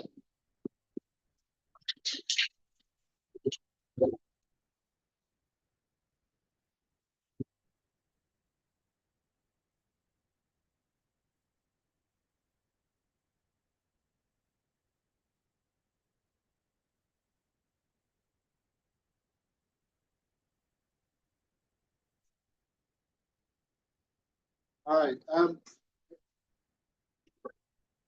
Sorry, my name is Villeneuve George. I don't know what this was all about. I just got a WhatsApp message today from a friend.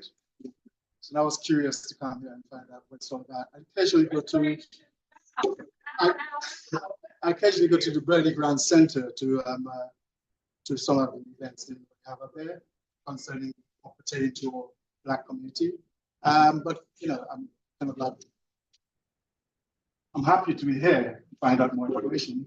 My partner and I came here today, so yeah, I'm from Dominica, by the way, Caribbean island of Dominica. And one question, what does RMT mean? I know it's repatriation something. What's the MT? Rail and Maritime Infrastructure. Right.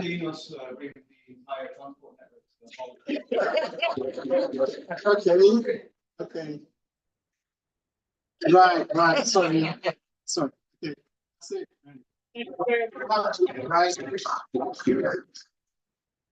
And you put yourself in it now, come on.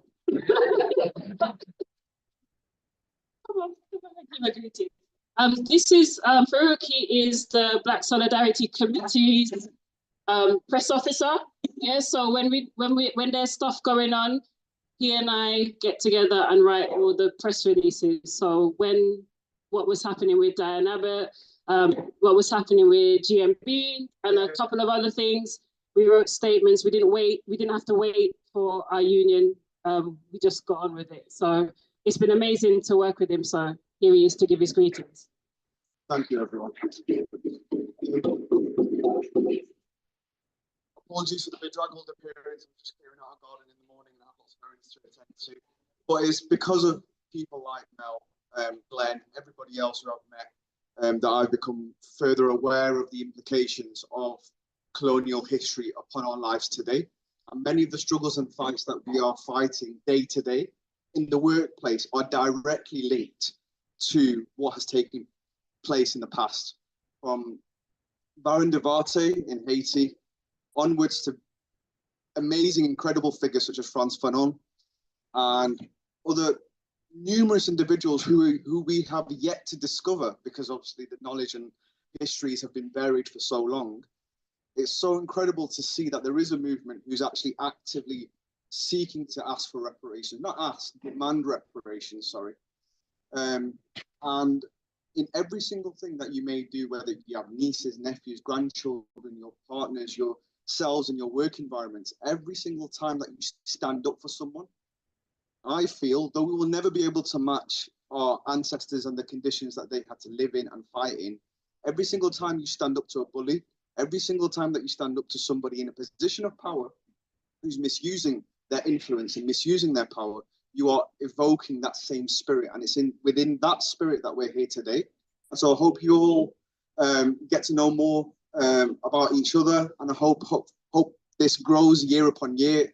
I want to thank everybody in the past who's allowed me to actually be here and speak to you. Thank you all for listening. And if you're not in a trade union, join a trade union. If you are in a trade union, please get them to affiliate to this wonderful organization so that we can literally bring ourselves to meet many of us across the UK so that we can build this movement and go it even further than the people who've helped establish it. Thank you. Thank you. I do know that there are some people that have popped up on the Zoom. Brother Garrick is on there, and I know he would like to say something.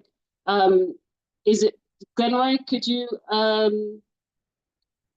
is it possible to put a spotlight on Brother Garrick so he can give his solidarity greetings, please? And then we'll have the report from GAC by Sister Pam.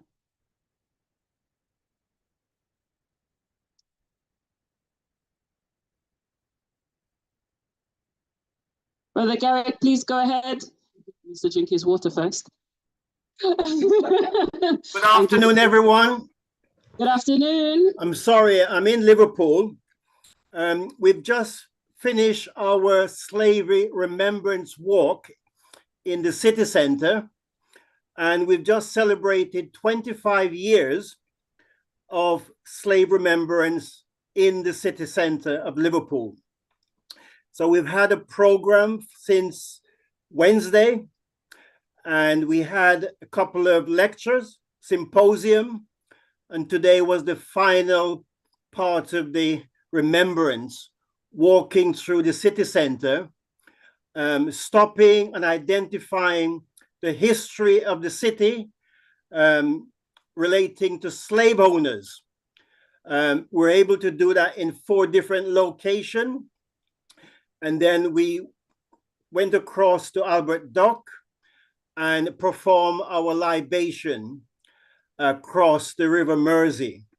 So that was today. And of course, you all know the 23rd of August is very important date, not just what you're celebrating now today in terms of Messiah, but also recognizing UNESCO, that date that was chosen from the uprising and rebellion in Haiti. So, you know, I'm with you, and I know the session will go on quite a bit this afternoon. I don't know what time you're extending to finish. I will try and stay with you as much as I can into the evening. I've also been able to tell people that this was happening today, and you know, that this important subject of reparation was being discussed at the conference today. So I'm hoping that other people will also support the work you're doing, and we need to make sure we are on the same page in relation to demanding reparation. Thank you very much. Thank you, brother. Thank you. Sister Pam? All right. Sister Pam's not feeling so well, so we're going to allow her to sit down and give her report. Yeah, so give thanks.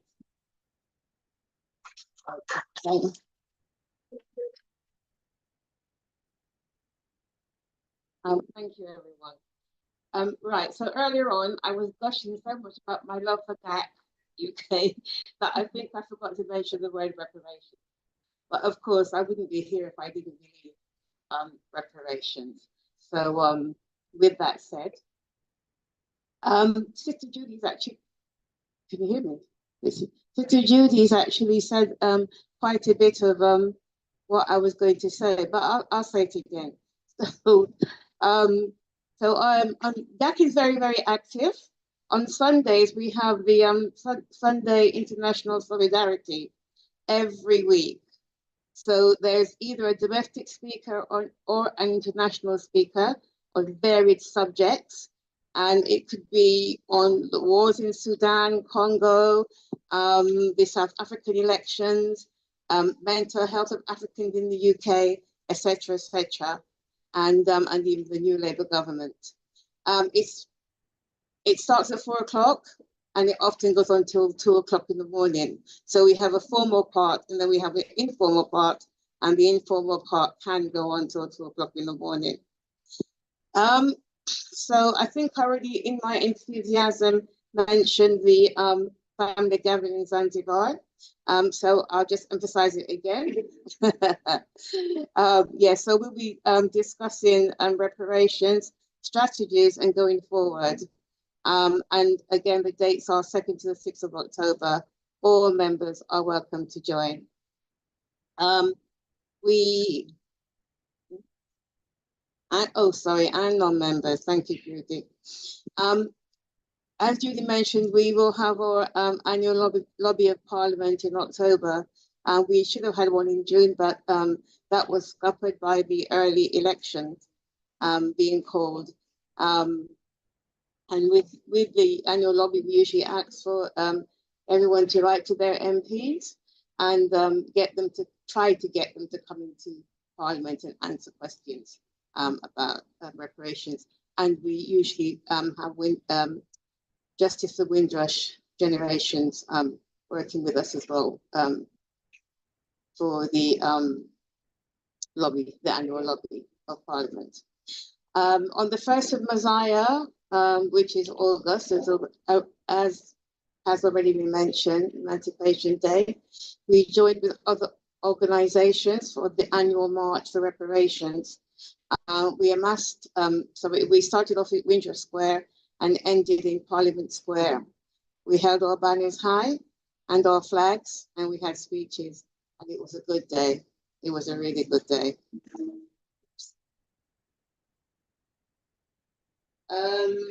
Press releases have been sent out, amongst them supporting Diane Abbott, and very much supporting Diane Abbott. And inputs have coming from Brother Glenroy and Sister Mel as well on these press releases. Geneva, that's been mentioned. We've been to two this year. I've been with Sister Judy at the first one in April. And again, I think you mentioned it was for people of African descent. We put our ideas and our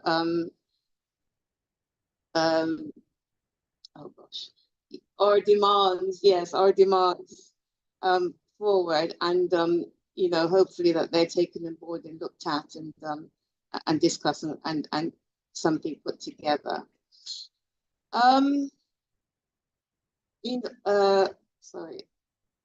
Yes, in August again we went to Geneva to the UN, and that was myself, Sister Judy, and Roland from the Windrush generation.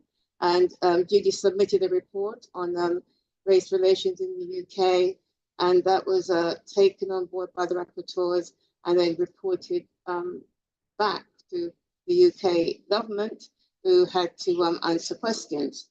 So there are representatives from England, Northern Ireland, Scotland, and Wales as to what they were doing to look after their non-white citizens and migrants. And Roland was able to get pointed on Windrush. The responses from the UN, UK government, is now available. They are on our WhatsApp groups, and they're also on the UN website. Oh, gosh. Sorry. Yeah. And actually, I think that's it. I think, yeah. So if you have any questions about DAC UK, please direct them to Sister Judy. She's right here. She's very knowledgeable, and Mel as well. All right, thank you.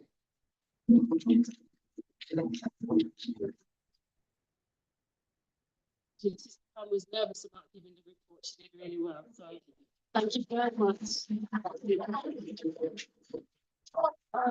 So in the room, there's a book going around. Ignore the cover of the book. It's a pouch book, but at the same time, it's for us to have thoughts from you regarding the conference. You could, anything that you've put in there, it will be obviously shared among us so that we can look at it when we do our committee meetings. So be careful about putting anything personal on there, but my details were on the invite. So if you wanted to send me through any particular details, you can email those through me, and my number was on there to keep in contact. All right, so we're gonna start moving around to have, okay.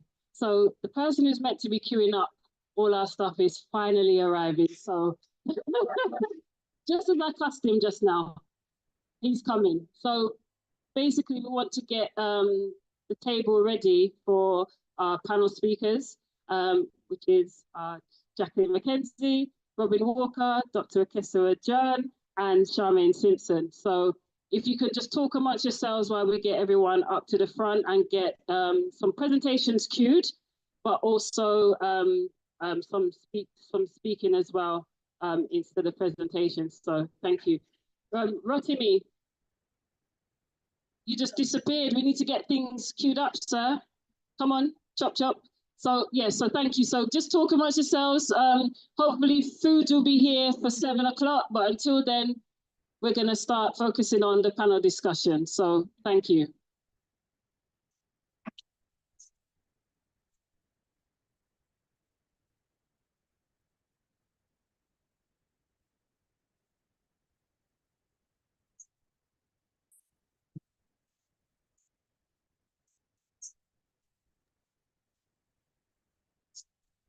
This is for the benefit of those online. Just to say that there's now an interval for maybe 10 minutes.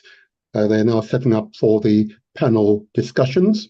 So bear with us for maybe 10 minutes and we should be restarting the conference.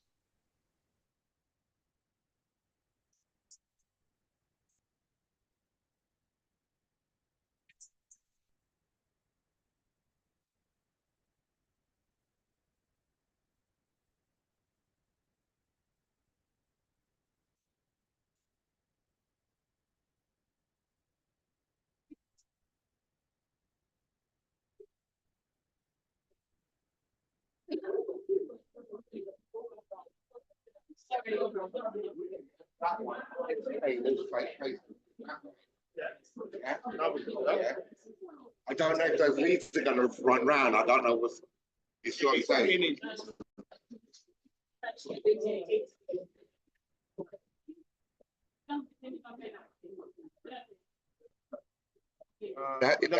Is that going to?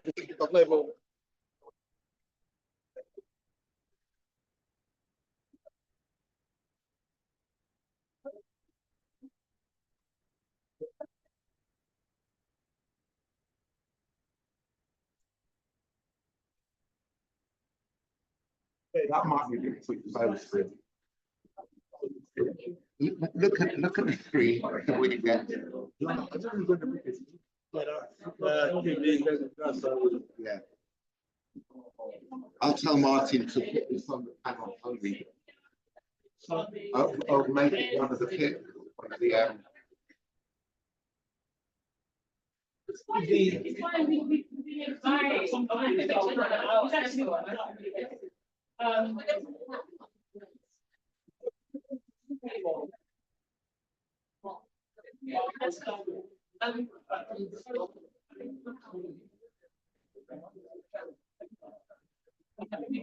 Right, monitor 2, we're going to use that to face the panel. So that's going to be one of the main panels, right? One of the main tiles. Yeah, we're gonna have to. I think we should pause the recording until this is ready, man. Because it looks, yeah. How does the panel look? From RMT monitor 1. Now this is monitor 2. Oh, hold on a minute. Yeah. Does the panel look okay? You can get all that in. Okay, great. All right.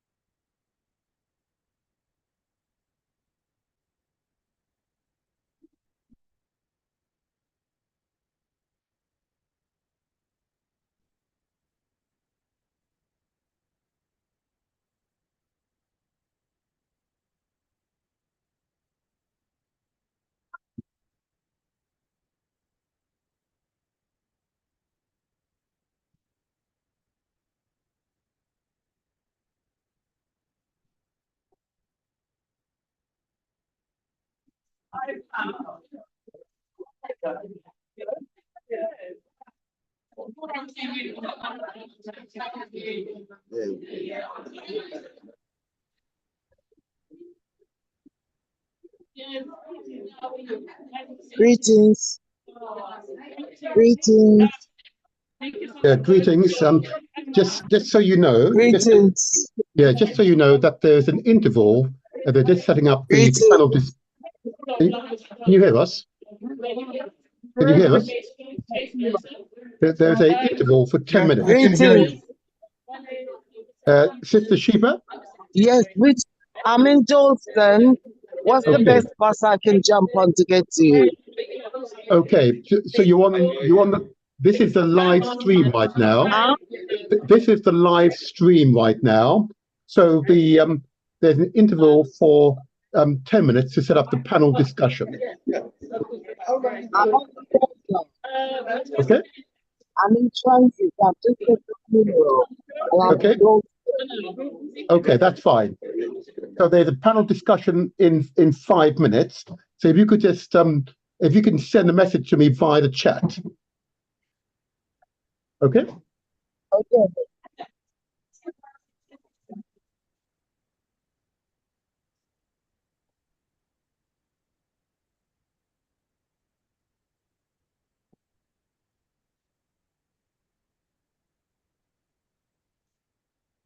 If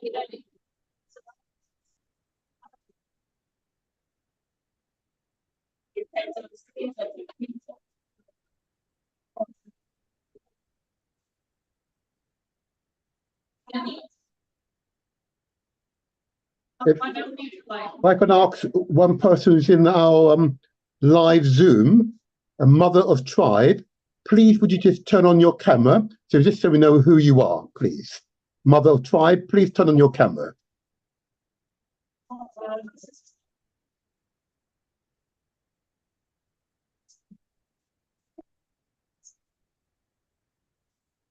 Yeah, doing this stuff. Oh, you got fighting, just like Nathan.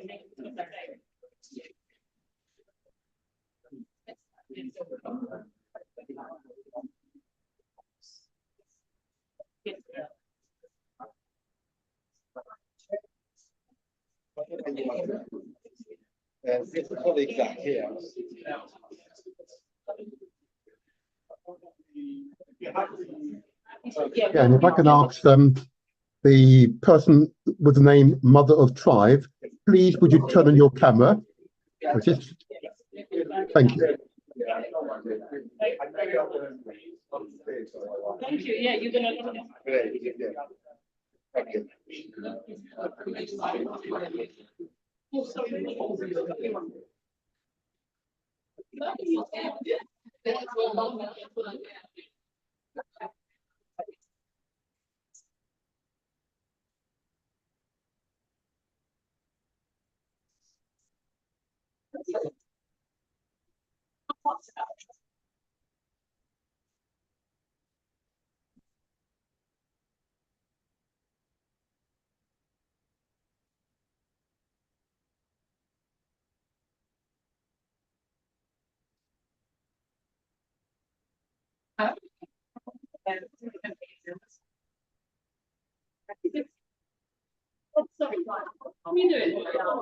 Give him an sorry.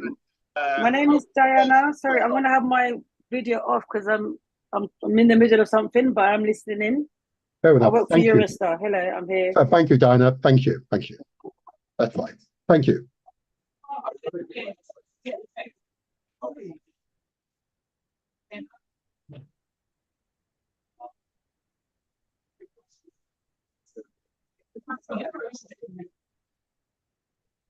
Martin. Yep. Hi, Yep. Sister Sheba's asking if you can get a 149 bus from Dalston Junction. Oh, I'm not the expert on that one. No, I've just looked it up. So she asked you. Oh. It's a 149 bus. I'll type it in. I've Yeah, looked it up. okay. Thank you. Thank you. Thank you. Sister Sheba, bye. Thank you.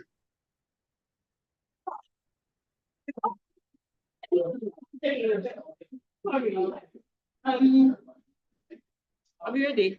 I'm trying to make him an admin, a co-host. I don't even know where it is.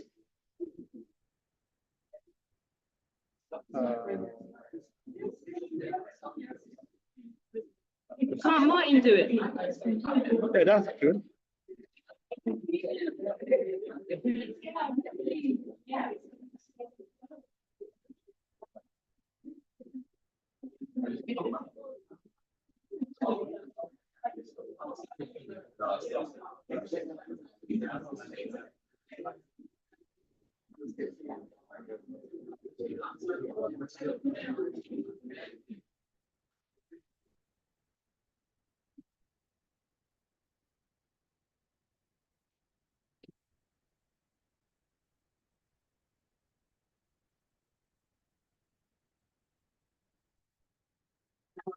Yeah.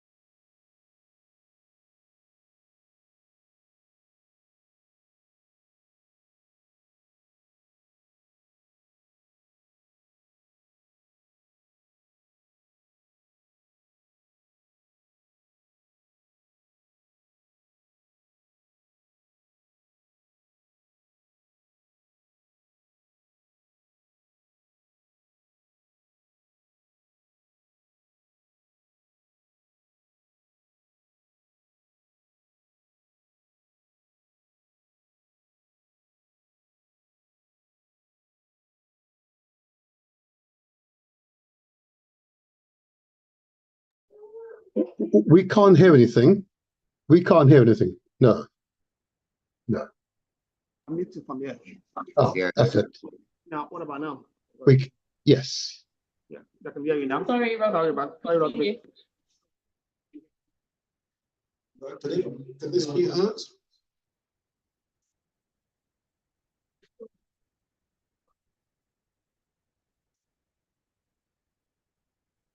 Can people hear this? Yes, we can hear you now. Yes, we can hear you now. Okay, so I'm getting an echo. Yeah, you need to mute your own. Turn the volume to 0. If I do that, then the sound's not going to be heard. Are you using the mic? As long as you're using the mic, you turn your own machines to 0 and the audio off.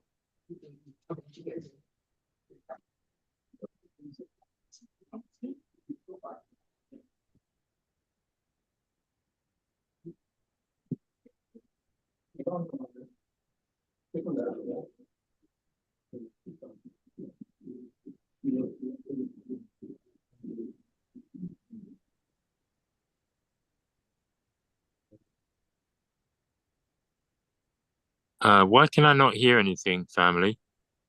They're just resolving a technical problem right now. It will start shortly. Yeah, it's working. It's just the echo that's coming up.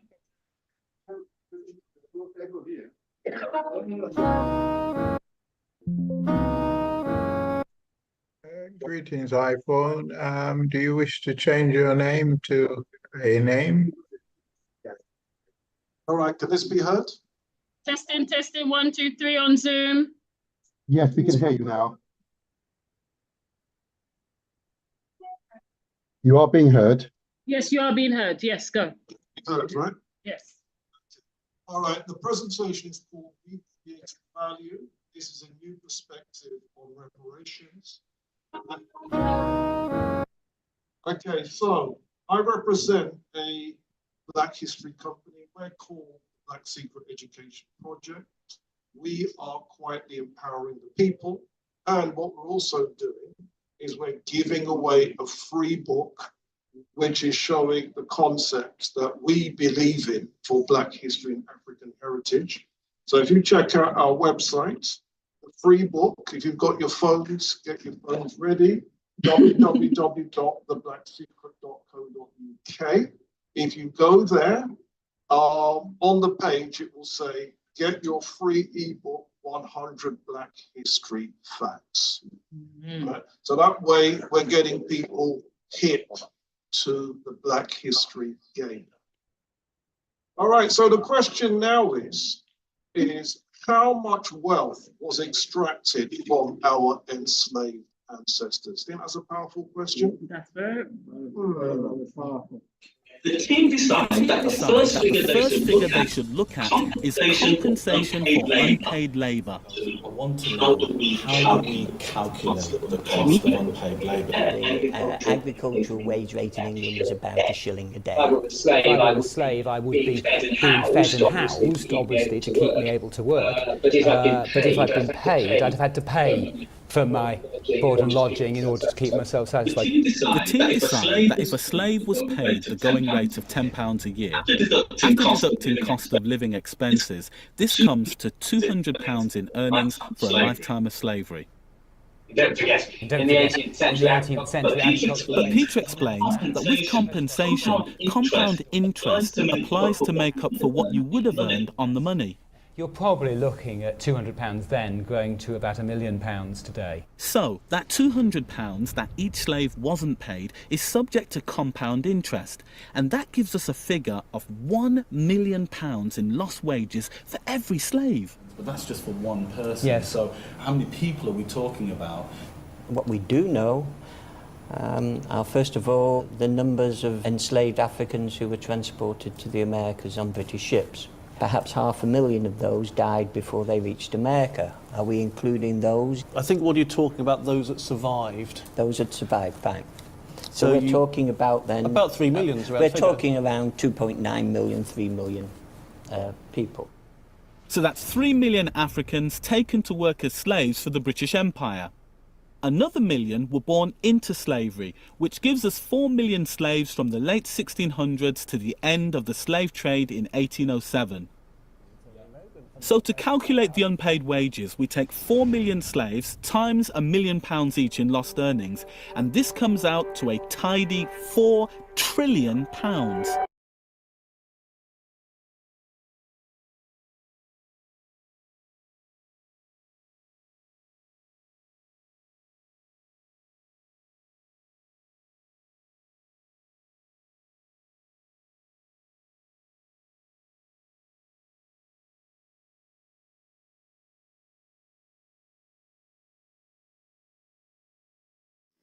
I don't hear anything. Hello on the Zoom. Zoom is cut off. Yep, we've lost sound. We have lost sound on Zoom. I think one of the RMT monitor the mics need to be re-engaged. They must have been turned off to prevent the echo, so we need to turn it back on.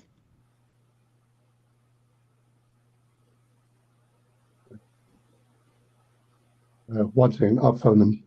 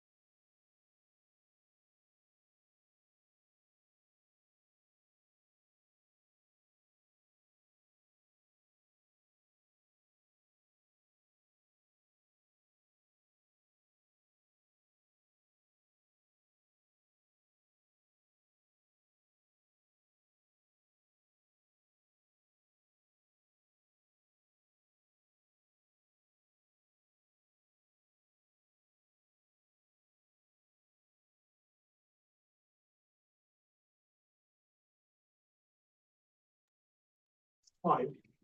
What about now? So what were these transfers? Enslaved Africans brought agricultural technologies, horsemanship, cattle rearing, cotton technologies, mining, metallurgy, carpentry, boat building, and navigational skills. Okay, that's what one professor has to say. Let's get a second opinion on this. This is what Oluda Equiano has to say. I suppose 9/10 of the mechanics throughout the West Indies are Negro slaves. And I well know the coopers, makers of barrels, among them earn $2 a day. The carpenters the same, and oftentimes more, as also the masons, smiths, and fishermen, etc., says Oluda Equiano. So, did we know this? Mechanics, carpenters, masons, smiths, they kept that quiet, didn't they? We were told it was agricultural laborers.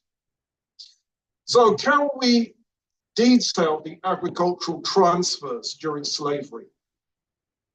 Well, enslaved Africans brought the cultivation of African and Asian crops to the Americas: bananas, plantains, rice, sorghum, cocoa yam, African yams, ackee, okra, black-eyed peas, pigeon peas, watermelon, etc. Moreover, African techniques were capable of intensification. Intensification means being able to scale up so that you could feed, clothe, house, and accommodate millions of people. And their techniques were able to do this without the use of petrochemical fertilizers and pesticides. Moreover, African farmers better assimilated Native American crops and farming technologies than European American farmers did, and we can prove this. If we look at the agricultural range, abundance, and surplus available in maroon communities, maroons were Africans that ran away and set up their own mini Africas. If you look at the wealth in terms of agriculture that the maroon communities produced, they trounced what European settlers could produce by themselves, calling the Maroons to mockingly call Europeans scarecrows.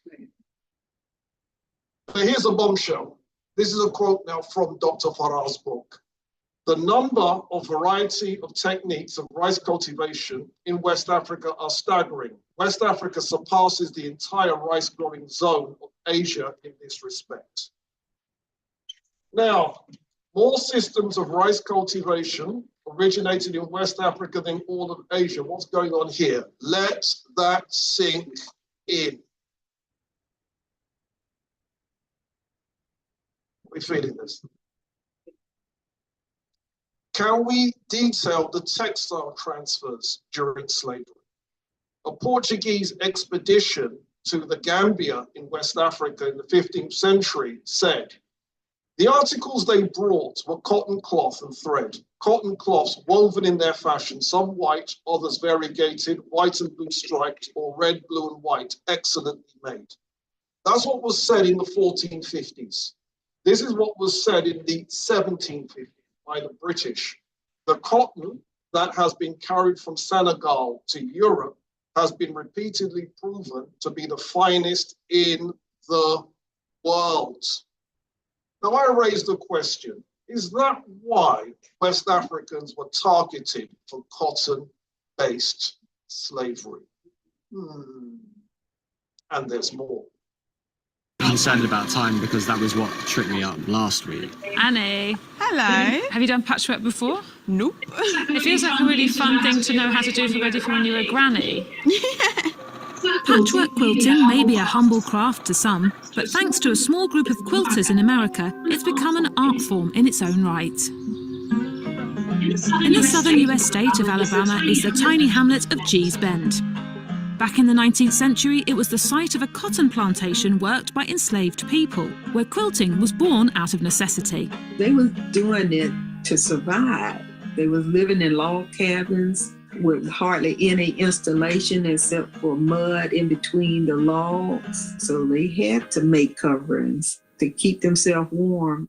The women used scraps of old fabric and clothing, creating a distinctive free-form style, partly determined by the equipment available to them. Because of the lack of scissors, they had to tear. And so that's where a lot of the shapes came from. Thanks to the civil rights movement in the 60s, a new cooperative enabled the women to sell their work through department stores like Bloomingdale's and Saks. With the department store, it wasn't a whole lot of creativity in the quilts because it was a pattern. So that was stressful for them because it had to be perfect. And if not, then they didn't get paid for it. Quilts grew in popularity and critical acclaim. And in 2018, when Michelle Obama's official portrait as the First Lady was unveiled, the artist Amy Sherald cited the quilts of Gee's Bend as her inspiration.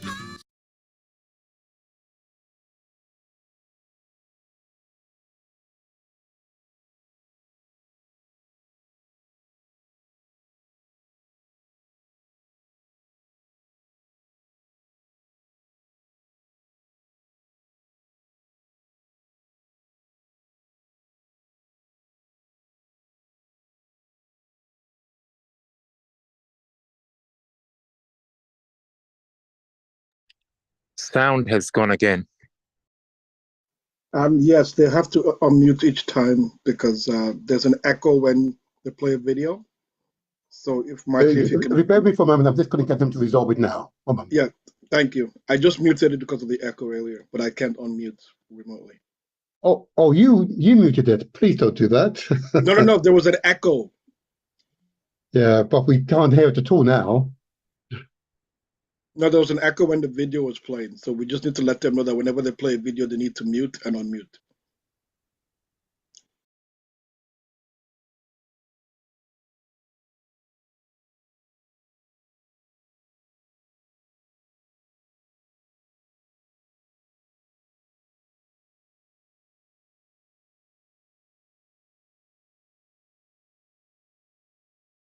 Nigger.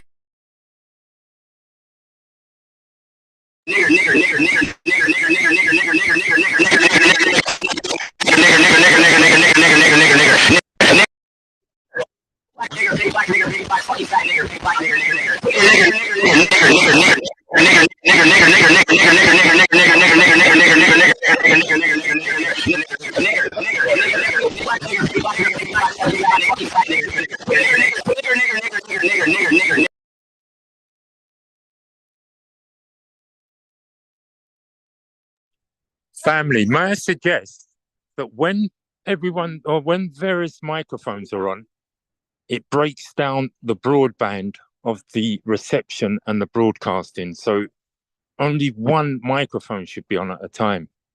Thank you.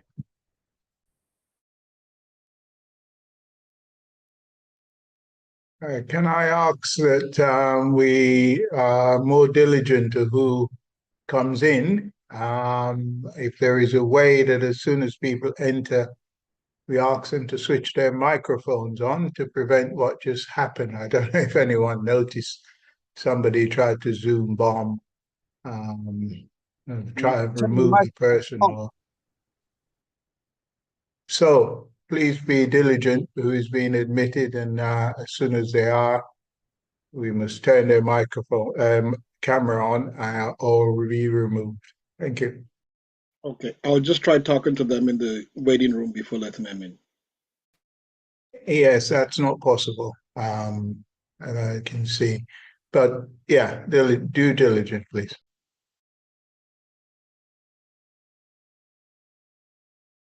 We've lost sound from remote.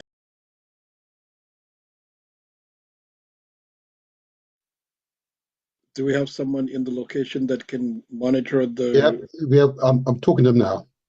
Okay, if you can just have someone sit by the device and just mute and unmute. If we know this, we're trying to resolve it right now. Okay, thank you.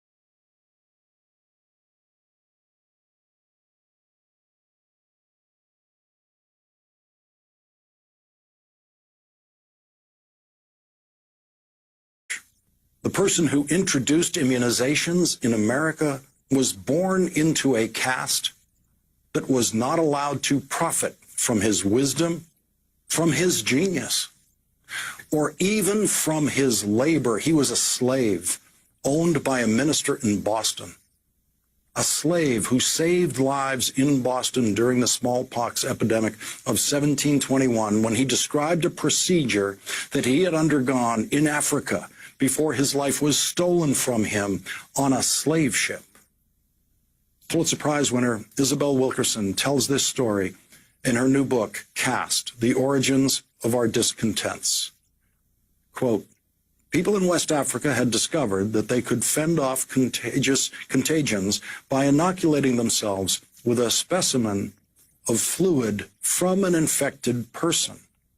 That is the knowledge that slave brought to Boston in 1721, where he saved dozens of lives because of one doctor who decided to try that method that the slave described. 30 years later, vaccinations based on that method, introduced by a slave, became the standard practice in Massachusetts and eventually the rest of the country.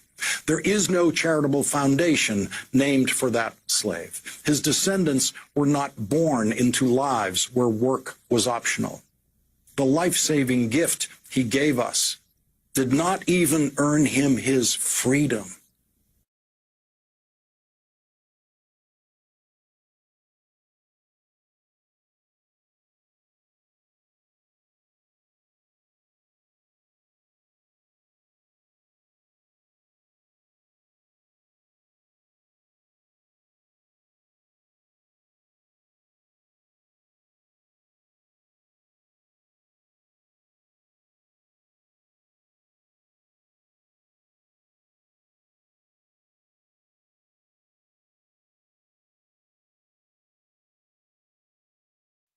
The makers of Jack Daniels, America's favorite whiskey, have admitted for the first time that the person responsible for creating the recipe behind the brand was in fact a Tennessee slave.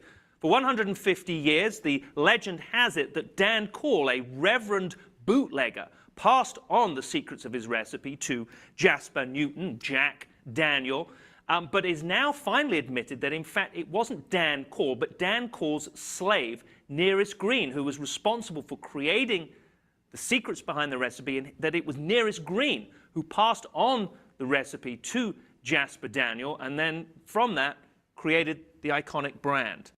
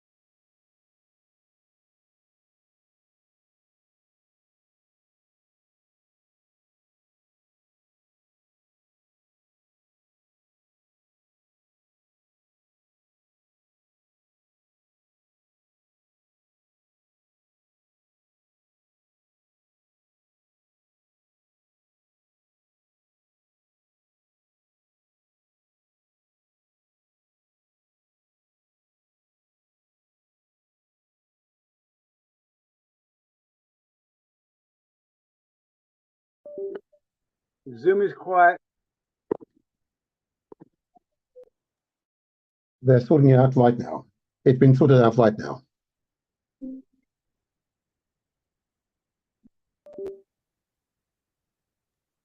No. Family, another suggestion might be is to restart the meeting and reboot the whole program again. Thanks. We can't hear Robin's voice. I'm sorry. Okay, but while we are, it's in the background. Mel's voice is in the background. Rotimi. While we have the attention of I am iPhone, could you possibly put up a proper name, please? I'm sure you can hear me. I've heard you speaking. We can see you, but we don't really. If you're not able to change the name, just tell me and I'll retype it in for you. I am iPhone.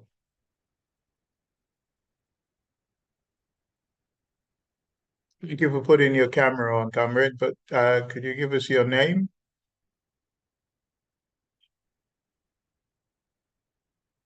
Yeah, family, that Okay, is the I name guess that I not. go by. I am. I don't like to use this All right. English Let me stop there. Fine, suggestion that's of my okay. name. That's why I always use this No, name. I no, am. that's You can okay. clearly see that I'm not hiding. Clearly, I've requested your name, and you've explained why you won't do it. So I accept your explanation. Thank you very much. Okay. In the main meeting, it's silent at the moment.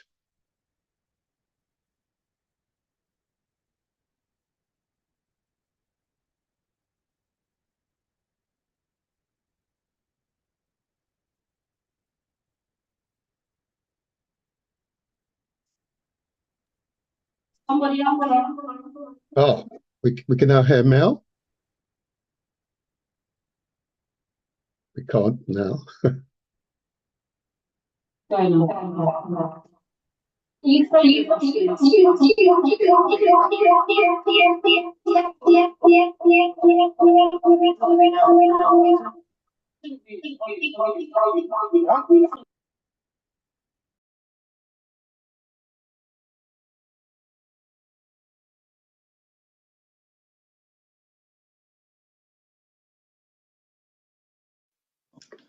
You should only have the one on monitor 2. Leave monitor 1 off. Leave monitor 1 muted, please. And unmute monitor 2.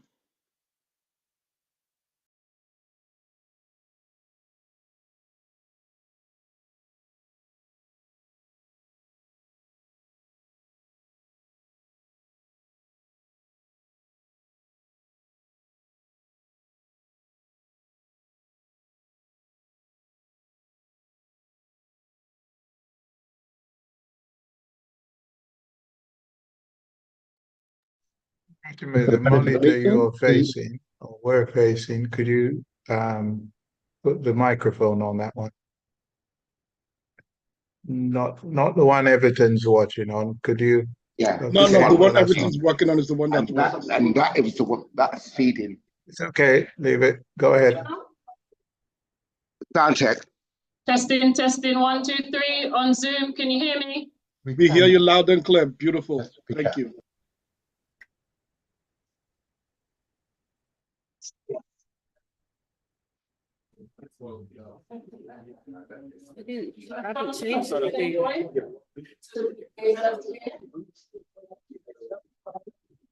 Does anyone know Azunomo Asan?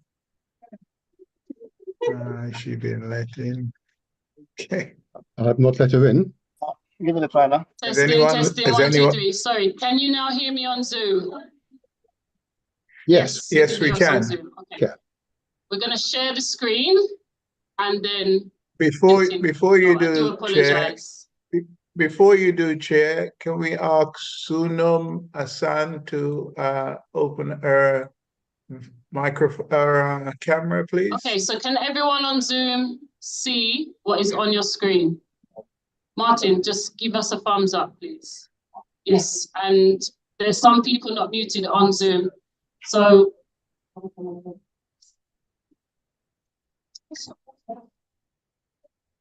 okay, we're now moving on to our next speaker. Yeah. After all of that, once again, I do apologize. Chair, can you hear me? Good evening, Chair. Can you hear me? Chair, can you hear me?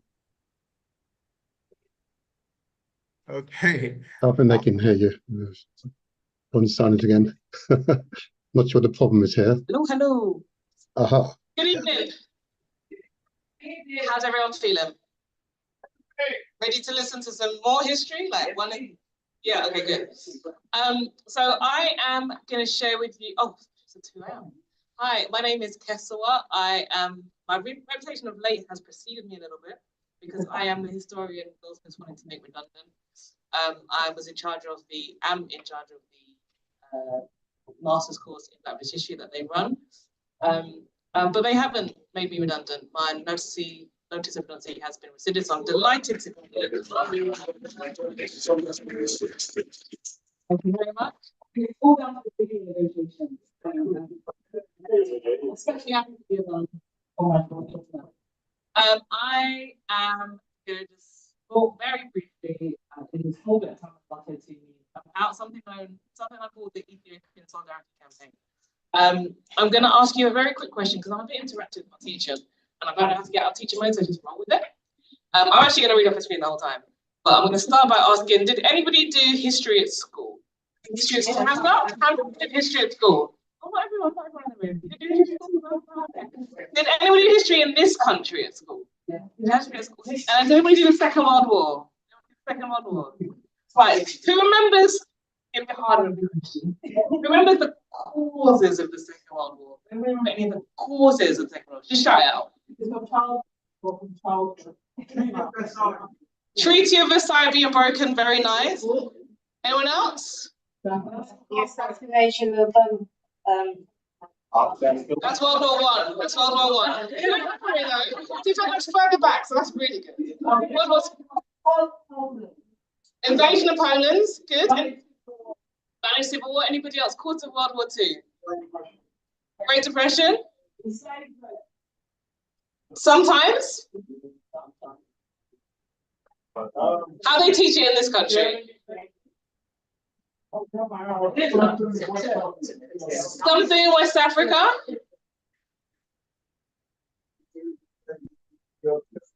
Thank you. So you kind of prompted my question. So in school, I don't know about the rest of you, but I learned that one of the causes of the Second World War was the invasion of Abyssinia. And at the time I was like, okay, cool. I don't know where Abyssinia is.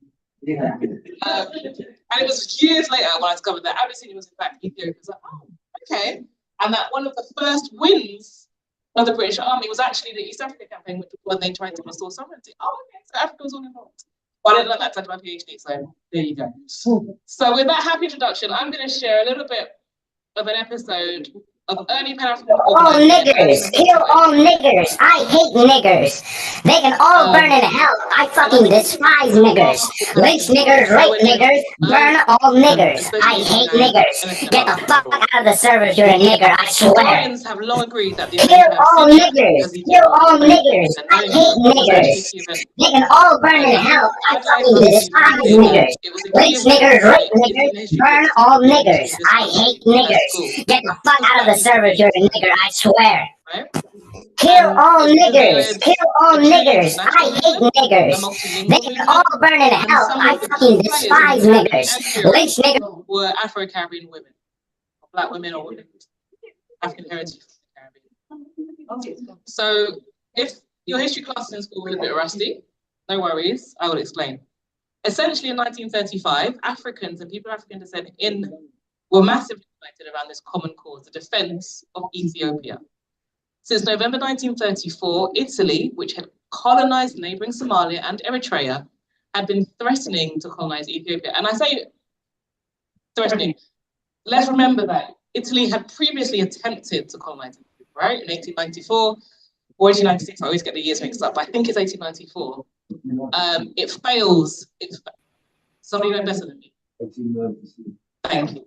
I get the 2 years mixed up all the time. I apologize. The late 1890s or the early 1990s, Italy tries to colonize Ethiopia, right? And Ethiopia becomes the stuff of legend because it's the only country that repels European invasion using military force, right? So when I say they've recently tried to colonize, that's true 1934, but they're harking back to something that they failed to do 40 years later. They're a bit embarrassed. The Italians were sent running. Then Ethiopia becomes legend, and Italy and Ethiopia takes on this kind of massive kind of becomes iconic, right? It becomes iconic. It already was, but anyway, I'm gonna keep going. Sorry, I'm losing my track. So when Italy tries to colonize again for a second time Ethiopia in 1934, this is in absolute defiance of the rules of the League of Nations, the predecessor to today's United Nations. And this is a body that's been explicitly set up to avoid conflict between member states, which both Italy and Ethiopia were. So Ethiopia, like a good member state, sent several requests to the League of Nations to intervene, mediate. There's a problem between two members, but somewhat suspiciously, it received absolutely no useful support at all. And Black people watch again in horror. And then they organize. By July 1935, the need to defend Ethiopia's sovereignty is the major newspaper in every kind of Black-owned radical press across the Caribbean and Europe. And the people are invested. Rose Reddick, who's a Trinidadian historian, has said, and I quote, the Italian invasion of Ethiopia engaged the minds and awoke the solidarity of the people of Trinidad and Tobago in a way that few issues have since then. Talking to very much, but the same can be said of pretty much across the Caribbean and also across Africa. It's true of people across the Americas and also in Black people in Europe. And if you get the chance, and I like newspapers, so I would suggest you do, but if you get the chance to look at a Black-led newspaper published in late 1935, your mind will be blown. People are trying to figure out if they can suspend citizenship temporarily, they can go and fight on behalf of people. They are holding mass meetings, they're holding protests, they are sending petitions and resolutions to everyone. The governor, the king, the League of Nations, the Colonial Office, they are fundraising for arms, for ambulances, for Ethiopia. They're holding prayer meetings, and after Italy actually invaded in October 1935, they're following this battle province by province. And they waged what can only be described as a massive propaganda battle. In 1936, the Italians succeeded in making it to Addis Ababa and they invaded the capital. And many Europeans at this stage are ready to accept an Ethiopian defeat. They're willing to accept that Italy has won it to colonize Ethiopia. Not true of Black people, not true of the Black press. They up their efforts, they are printing, and I say, get a chance to see a newspaper from that period, pages and pages and pages of stories about fighting in Ethiopia, making it very clear that Ethiopia has not given up her sovereignty, and Italy could not possibly have succeeded in colonizing a country where there's still so much resistance and fighting. And women, I think it's fair to say, were at the forefront of the organizing.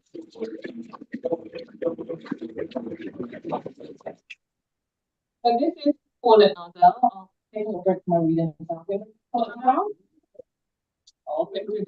introduce you. So this is Paulette Nadal. She's a woman from Martinique. And in 1935, in June, she had been nominated the secretary of La Comité de Défense du Peuple Éthiopien. And I'll translate that in later, which is a new umbrella organization representing Black France and French colonies. As a result of her importance in that literary history, she makes of everybody. As a result of that, her explicitly political work has not been studied by many people thus far. She was, however, very engaged with some of the most radical political thinkers and Black activists of her day. And she's already, at this point, a member of an internationalist women's peace organization, which is militating against the rise of fascism, when Italy attempted to colonize Ethiopia in 1935. She then becomes the secretary and a founding member of the French arm of this International Defense Committee for the Ethiopian people. And she's collaborating with the Coalition of Black Workers, l'Union des Travailleurs Nègres, which is the most radical Black organization in Paris in the mid-1930s. And she also serves as a parliamentary secretary to not one, but two representatives of the French Assembly during this period. And then later on, she'll go on to translate messages from Britain's military from her hospital bed in Portsmouth in the early years of the Second World War. And in 1945, just to give you a bit more information about Paulette Nadal, she's going to leave Martinique to go to New York because she had been appointed Martinique's representative to the newly founded United Nations. Now, I've just given this little small example of one woman, but I hope you'd agree with me that Paulette, like many other Black women, more and less accomplished, have really been missed out by historians. All right? And the International Defense Committee for the Ethiopian People's Mission is clear: to act as a central focal point for all Black-led organizations in parts of their colonies, and to demand, centralize, harmonize, and promote their efforts for active solidarity with Ethiopia. Support for Ethiopia was described in France's radical Black press in urgent, highly emotional language, and I'm going to give you a little quote. At this time, not a single conscious Negro living in either the metropole or the colonies will accept that the right to sovereignty of the empire of the Negroes might be violated. So from Nadal, we know that the Paris-based committee actually collaborated with its equivalent, the International African Friends of Ethiopia, which was co-founded by Amy Ashford Garvey and CLR Drains around the same time in 1935. And she talks in her, not quite her memoirs, but in some interviews that were held at the later end of her life. She talks about meeting Amy Ashford Garvey at a committee coordination meeting in Paris. Now, we don't know exactly when they met, but I like to imagine that it's ahead of a series of protests that took place in July and August 1935. Masses of Black people gathered in various parts of the world in very quick succession, which I think is really interesting. And these international Pan-Africanist demonstrations appear to have begun, or they start in terms of where they're organized, in the US in New York. And at this point, 100,000 Black and white workers marched to demonstrate support for Ethiopia and their disapproval more generally of Italian fascism on the 3rd of August. And the marches and the movement continues in London, where an African-American representative of the US Ethiopian Solidarity Campaign, Dr. Willis Huggins, speaks in Conway Hall on the 18th of August. And he arrived recently from Geneva, where he had delivered a pro-Ethiopia petition to the League of Nations on behalf of the Friends of Ethiopia, which was an umbrella organization representing no less than 400 different African-American groups. Now the next event was banned, but it wasn't abandoned. It was a march in Paris on the 21st of August. And despite the official cancellation and therefore risking of arrest, some several hundred Black people nevertheless gathered as planned. And they marched through Paris's main thoroughfares shouting, "Down with fascism," until they were eventually dispersed by truncheon blows. Although 5 people were arrested, they were released without charge. And you can only wonder what that march might have looked like if it hadn't been banned, right? And then finally in London, thousands of Black and white workers again attended a massive rally organized by Amy Ashford Garvey at Trafalgar Square on the 25th of August. Now, I think further research might reveal that these solidarity marches actually happened across the world in at least another 1 Caribbean city and likely other cities worldwide, but this is where we are. If I had more time, I might talk about the Daughters of Ethiopia, an all-women campaign group in Trinidad and Tobago. I might talk about the St. Lucians who proposed boycott of Italian goods and refused to send St. Lucian exports to Italy, or the group in Belize who wrote to Jamaicans asking if they could join or perhaps form a unit of Caribbean soldiers to go and fight in Ethiopia. Or I really should talk more about the work of Jamaican writer Una Marson, who worked in the Ethiopian ambassador's office in London from October 1935. She served as a secretary to the emperor and accompanied him to Geneva when he famously addressed the League of Nations. Now, while histories of Black liberation movements have more often than not glorified men, Black women make up 50% of any given Black community. They typically form the majority of mass organizations and allow men often to take credit for their work, which too many male historians have failed to notice. I think actually it's really interesting that often it's Black women authors of historical fiction who've interestingly taken up that mantle, and they continue to rewrite Black women back into history. They have been recorders, keepers, and advocates for remembering Black people of the past and their stories. And more than most, novelists who research like historians actually make a really full understanding of the past, often a joy to embrace. So this has been my very brief. I have totally forgotten to keep taking pictures. Sorry, this is Trafalgar Square. Sorry, everyone. Yeah, very brief introduction to the Ethiopian Solidarity Campaign. No history is without Black women. And perhaps the most important takeaway from the story, however, is that neither language nor distance nor ideas about gender norms can get in the way of effective Pan-African organizing when there is sincere commitment, political imagination, and unity of vision. Thank you.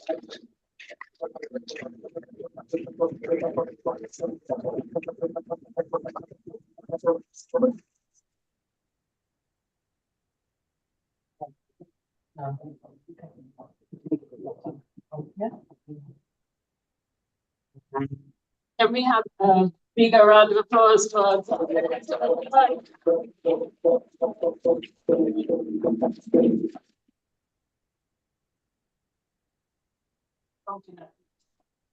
say that the audience speak on themselves for a couple of minutes while I queue up the next presentation. So thank you very much.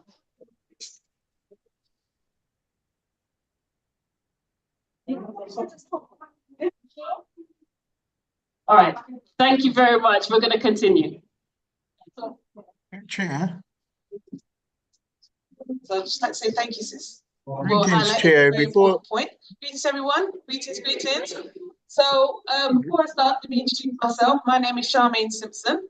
I wear many hats in the community. I've been doing this work for a long time. So I run an organization which we've been running with my husband, Mark Simpson, at the back there.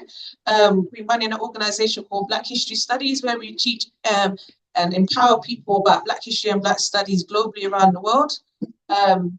So teaching people all around the world. We have internet, we have Facebook, we have Twitter. So we shouldn't be confined by borders. So we go and teach people globally around the world.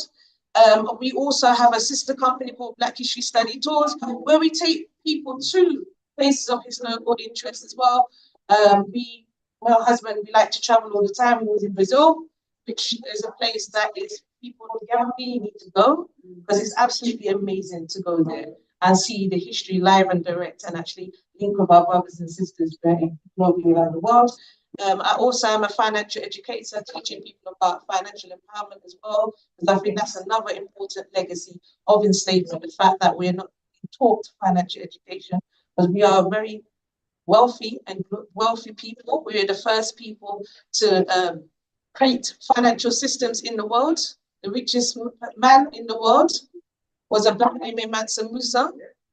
Yeah, so we are not poor people. We are rich and abundant people. So, and also, I'm also working with the Church of England as well on their project. So I'm going to be talking about that as well in this session. And I'd like to say thank you, sis, for pointing that out, because oftentimes when we talk about history, we often forget the other people involved in the history in terms of the women. And I'm a big woman advocate, because I'm always out there teaching about the woman's story, because man wouldn't be here without the woman. So we also have to don't forget them as well. And also, if we're teaching the history, we're not passing it on to the generation, what is the point? That's the reason why I brought my 3 children today. We have no excuse. It's half term on a Friday. Where are the young people in the room? That's the legacy and the next generation that's going to continue this work. We need to empower our next generation of the young people. We can't just speak to the big people. We have to teach the young people too.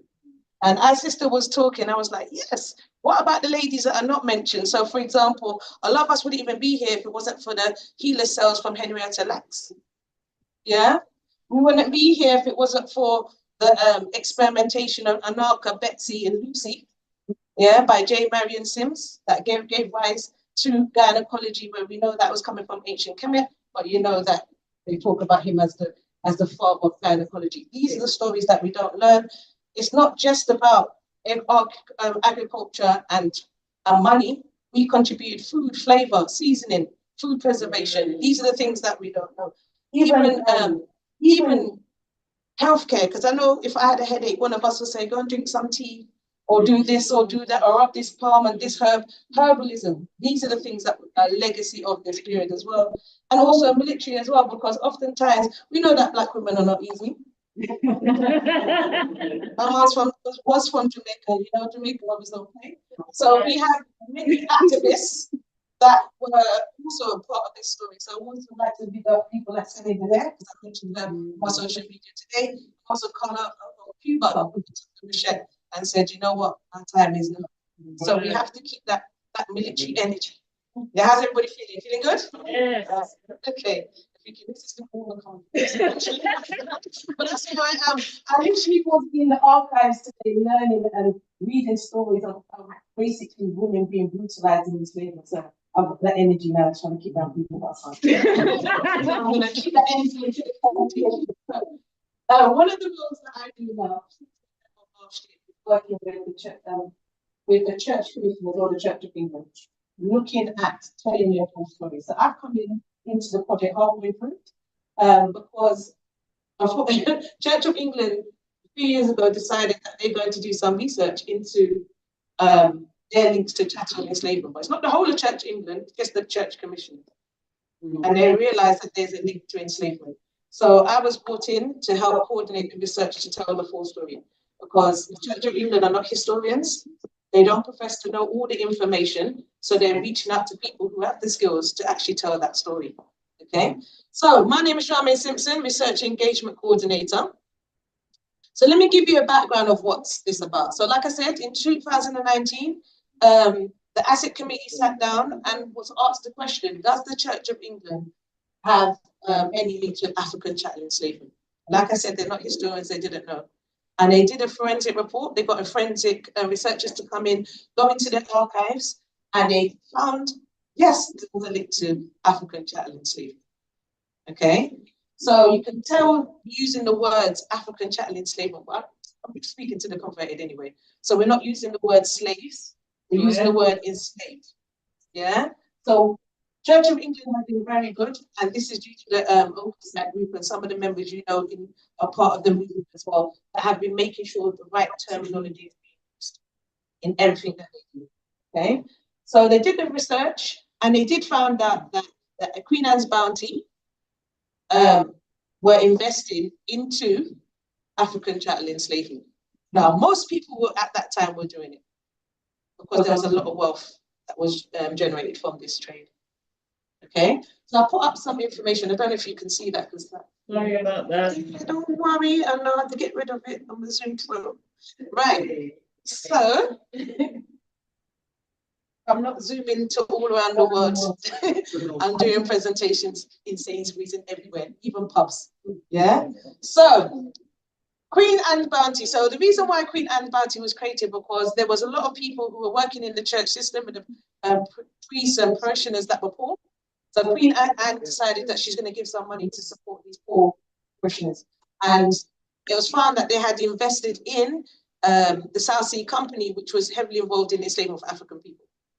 And a lot of people received benefactions from this trade, and even the famous Edward Colston, which everybody knows from lockdown, when they dragged that statue far. Anybody from Bristol know that was like a short distance online.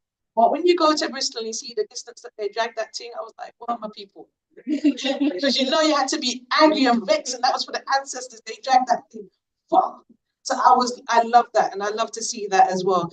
And a lot of conversation has been started about, should we start removing these statues?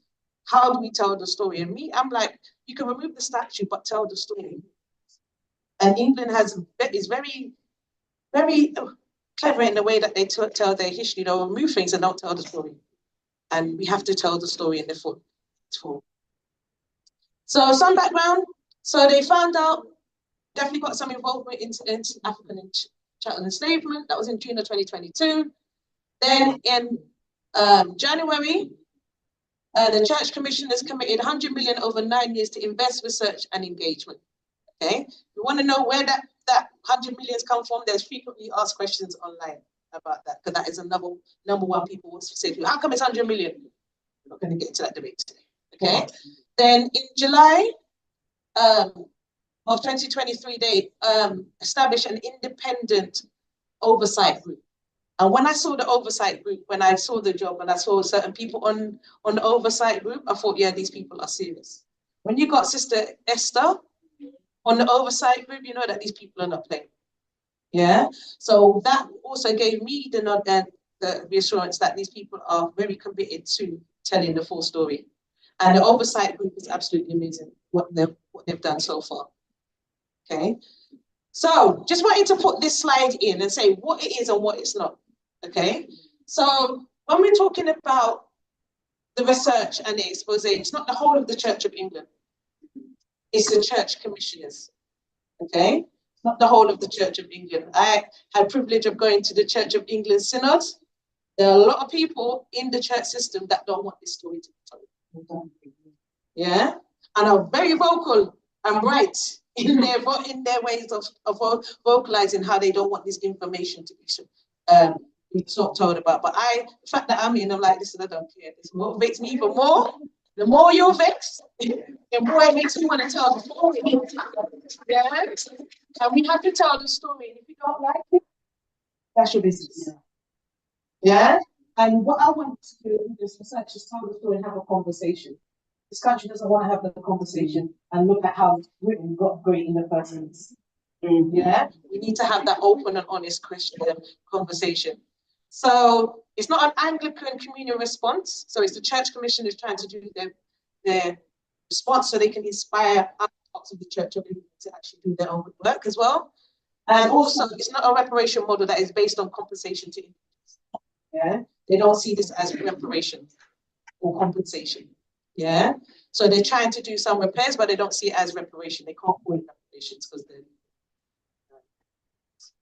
So, what is the progress so far? Okay, and I'm going to keep it short and sweet. So they've done the research, they published the research. There was a lot of backlash when it came in the media. When the research came out, people was upset. Why are you giving 100 million to Black people when churches are breaking down? And why are you giving it to these people when, oh, we don't have a parish priest? A lot of people were upset, okay?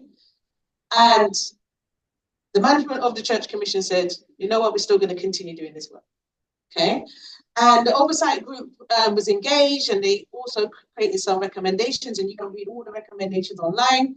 And they are actually looking at how they're going to create a fund, a grant, and also design the research. So this is where I come in, okay? So the phase 4 we're at now. So the oversight group's recommendations have been published. So now what we're doing at the moment is actually coming together to start co-designing the research element, okay? And what that means is we want people from the community that look like me, yeah, involved in telling that story. We cannot wait for other people to tell our story. Hence the reason why we set up Black Issue Studies, because we weren't petitioning and begging nobody to teach something that we're capable of doing. And there's many community researchers out there in our community, not necessarily in the university sector, but there are many out there doing the work. Some of them are in the room. Sister Selena there. Yeah. So all of these things, we want to get the community researchers to come and tell that story from our perspective. Okay. So we want to talk about the full church involvement in African chattel enslavement, looking at not just the UK, USA, Cuba, Brazil. Okay. We also want to look at how we can get the community to help us co-design the program. Because Church of England could easily say, oh, this is how we're going to do it, push it out on the community, but we want the community to come in and co-design that with us. Because you know how it is when you go for funding, they give you a 30-page funding report and they expect you to know how to do this. We don't want that. So when we want to go to the community to say, what would you want to have? Would it be a research project done via video? Would it be an expression of interest and then a wider application? What would you want a research project and a grant project to look like. And also being able to access the information as well, because a lot of times, and I'm in academia as well, we do the research, we publish the books, but the books are £50, £20, £120, which is not accessible. Yeah. So what I want to do in terms of this project is not about having reams of papers and books. We want to do films. Yeah. We want to do TikToks. Yeah. We want to do little clips, even art, like you know, anybody remember here 100 Black Heroes Hall of Fame? Yeah. Some of you probably were in it. I unfortunately I was too young to even miss it. That finished before I came along. But even having that, we have a resurgence of that. Our young people are so talented and skilled. Why can't we do something like that? A creative element. So this is what I'm saying to them is we need a creative element. We're creative people. We have our own style and pattern and way we do things. We can actually tell the story in our own way. Okay, whether it's a song, whether it's music, we can do it in our own way. Okay, to be more accessible to everybody. Okay. So this is what we want to do and make it catchy for people, and also have it into the school system as well. Church of England runs a lot of schools in this country. Yeah, yeah, a lot of schools. So we can get this information into the schools, and then not just relying on the schools to teach it, also get it into the community to teach it as well. Okay, so these are the methodologies. So like I said, conducted by community practitioners already engaged in research. Okay, so you don't have to have a PhD. You don't even have to be an archivist, okay? How much of us, when we was at school, when we went to the careers office, they said to you, you can go into the heritage sector or be an archivist. Is it just me or did we lose? None of us even know what is an archivist. Could you imagine going to your parents? I want to be an archivist. I want that. Yeah? What is that? Yeah? And I said to the Church of England, listen, a lot of us growing up in this area, we don't have the opportunity to go into the archives. Because when I go into the archives, I'm like, where are our people? We don't see us in there. So we want to be able to have it accessible so we can feel that we can go into these spaces and also contribute as well. And they're open for that as well. So I'm looking to do some projects to bring people in to get the skills to be an archivist as well. Yeah. And I was in the archive all day today and just loving the fact that it was so quiet. And I got too comfortable in there. I was like, no, I need to go. Come out. So this is what we want to do, is get our community to get the skills, even young people to get the skills. Yeah, I'm a big advocate of teaching the next generation. So I want to see the next generation of Sheikh Anta Diop's. Yeah, I want to see that younger generation coming in and bringing that information to the people as well. And that's why I love things like TikTok, because when I go on there, I feel like a proud auntie, because you see all the young people talking about historical projects, and I'm like, look at it. So when they say, oh, young people are killing them, no, they're not. Young people are being amazing, and we have to keep telling them that they're amazing as well. Okay. So we have to look at the full research and tell the full story. So the research priorities are to tell the truth and do the full research. Also create a community research program as well. Also working with the church. A lot of us don't go to church and fund the church, but they have spaces. It is it's summer holiday now. A lot of the churches are closed. Our young people are on street. Why can't we open up their spaces? Yeah, and work with the church to do projects and open up the spaces for the young people, and also tell the full story as well. And I am quite interested and surprised that organisations such as Church of England is willing to do this work, because they could have just closed their eyes and said, you know what, I'm not going to say nothing, and bury their head and not say anything, and wait for one of us to expose the story, and then they do a knee-jerk reaction to the research. They never did that, which is good. So I'm happy to see that. Also, anybody know, and have anybody been in here? Anybody in this room has been to this archive? I know you have. Anybody been to the archive? Yeah. So I remember driving past this building all the time, didn't even know the archive exists. Okay. So I went there, amazing. I was sitting there with Chris, one of the archivists, and just going through things as well. And when I first worked there, I went into the archive. They showed me the Negro Slave Bible as well. Actually, I held it in my hand. I was like, let me give it back to them. Take it out and show people. But even when I went there today, I said, how many Black people come to your archive? Just like, no, we're going to change. Yeah, we're going to change that. So we're going to create an event there where I can give you a guided tour to talk about some of the artifacts that's held in the church as well. And this is basically in Waterloo. You can go there, go into the readers' room, do some research as well. Encourage people to do that as well. And there's many examples. And So when Sister was talking, I was thinking of the story that's not being told, the missing story, because we always know about the enslaver, but not the enslaved. And in the archive, they've got stories of the enslaved in the archive, but we need to find a way of getting that information out there to us, to inspire us as well, because there are people in the archive, like one of the ladies I learned about today, whose name is Kitty Hilton. She got brutally beaten by her enslaver, but she went to the colonial offices and the powers that be and talked about what happened to her and tried to take it to court. You don't hear about stories of that, of women that resisted. Yeah, we resisted all the time. Okay, and like I said, the example of there's about 3 of these slave Bibles left in the world. 2 of them in America, 1 is in Lambeth. Okay, and this is where, and most of us know about how Christianity and religion has been used to control us. This was created after the abolition. Yeah, and they took out all the stories of resistance and liberation out of the story to manipulate people. Yeah, so these are the stories that we want to get out there and talk about. Okay, but talk about it from our perspective. Okay, and actually have a conversation. So let me talk about the research program. So what we're trying to do at the moment, we've got some dates coming up and I'll put them on the slide in a moment, is talk about what areas that we want the community to input into. Okay, so if you have people that are interested in research or you're a researcher yourself, we want to hear from you. Okay, so we also want you to contribute, yeah, to the research priorities for the Church of England. Application process, what do you want, what don't you want? Grant reporting, communication channels, do you want to have websites, do you want to have regular meetings, do you want to get together with food? Church of England is a very advocate of that. When they do their meetings, they're like, listen, we need some proper food, and a sandwich, yeah, food, yeah, because they know how we stay. So they make sure they put that in place, okay? Communication channels, how do we speak to each other as well? And also capacity building is a big area, training, support. So you might have the skills, but don't have the capacity to do on a bigger scale. Could you work with other people to do that as well? And then there might be areas that are missing as well. Now, Church of England have a policy where they don't just ask you for freeness, they will pay for your time.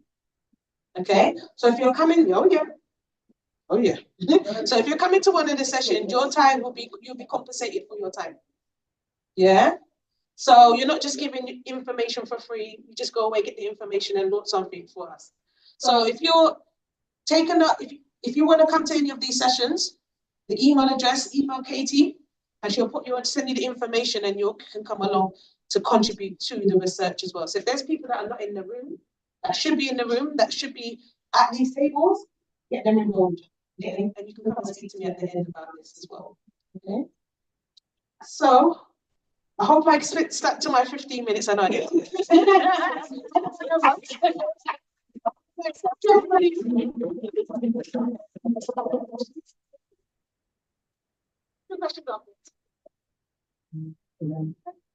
Come on, raise it up again, raise it up again. Thank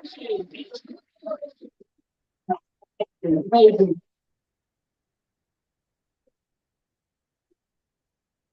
Just so we can follow the chair on the room.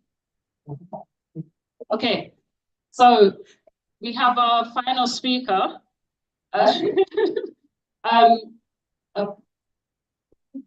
No, I'm not going to say where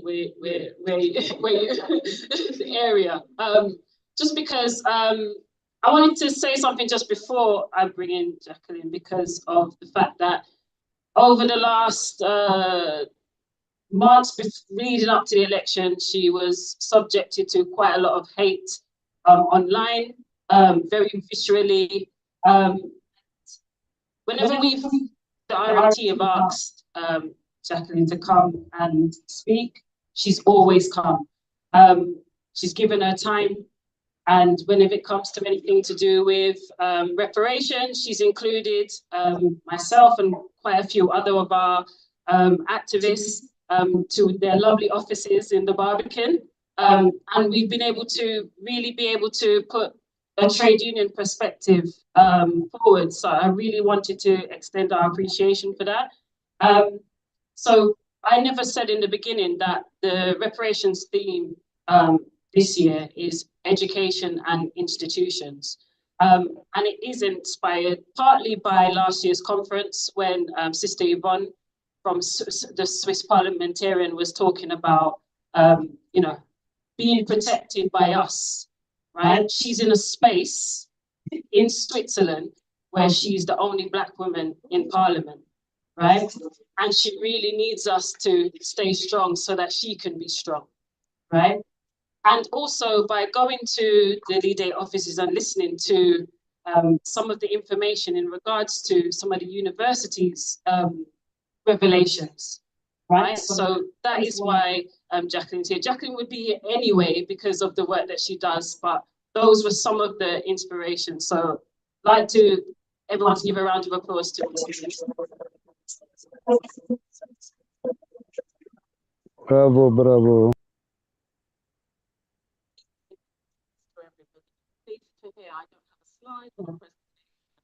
I actually thought it was a conversation, so I didn't really come to it. Hopefully, as the last speaker, I won't be too long. Oh, then you might have to put your hand and stop me. So yeah, thank you. Oh, right, so there is more speakers. Okay.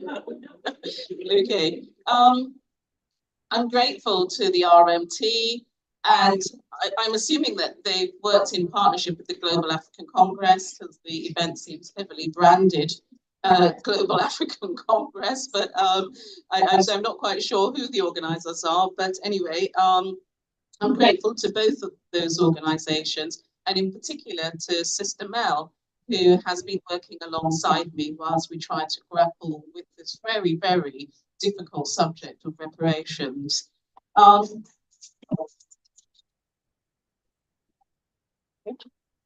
speak in memory and honour this day, so misnamed as it is, to acknowledge the slave trade and the abolition of the slave trade. I so wish the UN would change the name of that. But it's a day, and it's a day for us all to coalesce and to focus our attentions. And I think there's about 6 or 7 events all clashing with this one, including one put on by the Mayor of London, which I thought was a bit, you know, he ought to really talk to the grassroots community. And I like the Mayor, but he ought to, on this matter, talk to the organisations and work in collaboration. But I speak in memory and honour to my ancestors on this really important day. And I want to make a vow to them to be their voice for reparations and to do whatever I can to make it happen. So I'm really, really nervous about this whole discussion about reparations because I see so many dangers and so many pitfalls. I came back to live in the UK. I was born here and then my parents went abroad and I came back in 1981 and lived in South London. In 1982, I moved to Brixton. That deserves a little bang on the top. But nobody wanted to live in Brixton. I was there. And right, and we've been marching and drumming and meeting. It's 40 odd years we've been doing this and talking about reparations. And you know, I worry about what do we mean by it? What are we really talking about? What are our expectations? Because if we don't have any of that, and Dr. Kisewa asked about who studied history, and you know, we're always told unless we know our history or we understand or have the knowledge that Charmaine and Robin spends their life providing for us, we really can't come. And yes, well, I'm coming there. We can't really know where we're going, and we don't really know what to do. And I sense there's that. So somebody earlier defined reparations or spoke about it alongside repatriation. Well, where's this model come from? Is everybody wanting to be repatriated? What is that? What do we mean? Africa, our motherland, cannot hold us all, or maybe it can, but is that a desired aim? And who says it is? We have this definition of what reparations is meant to be, and you all know it. And in fact, I haven't come here to talk about reparations really, because you probably know more about reparations than I do, but I have come to find out what we're going to do about it.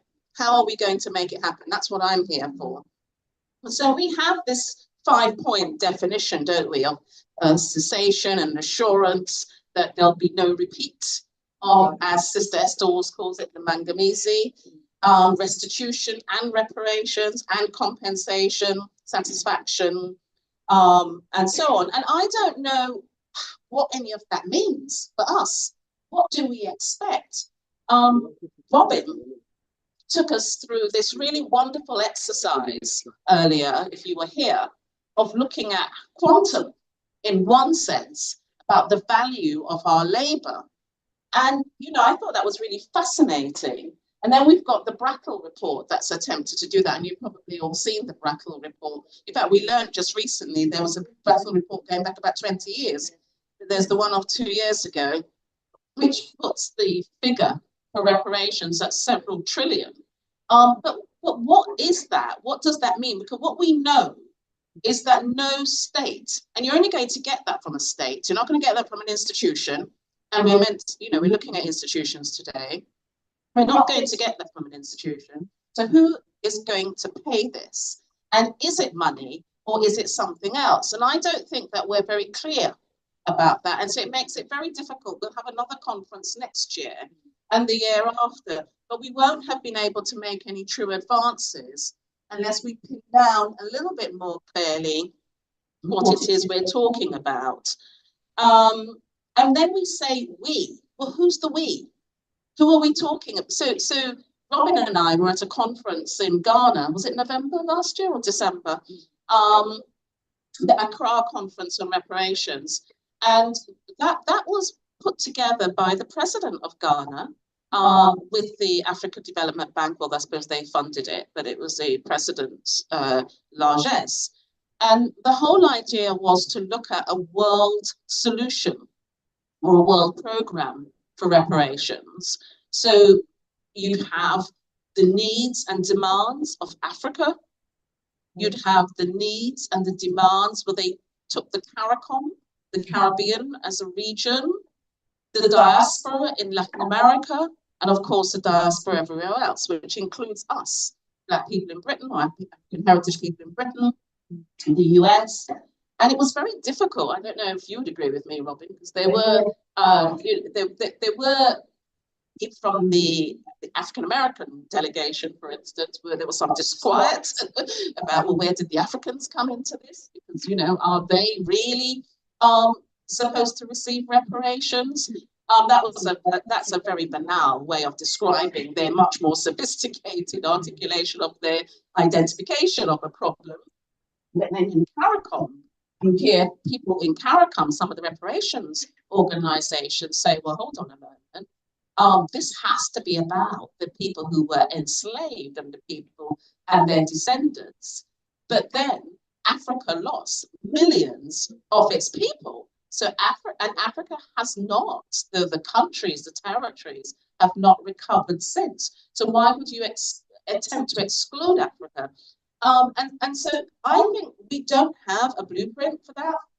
We don't have there isn't a real discussion about what are we talking about, what territories. At the moment, you have governments doing their own thing, and then you have these reparations organizations everywhere. Some of them are 2-3 people who speak for entire countries and populations.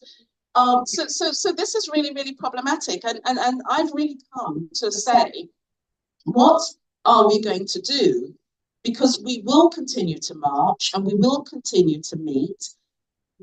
There is a view that we ought to look at legal avenues, and I'm a lawyer. I don't know if I said that at the start. I'm a partner at Lee Day Solicitors, and I head up reparations there, but I also head up, I have 2 teams. I also head up immigration and asylum.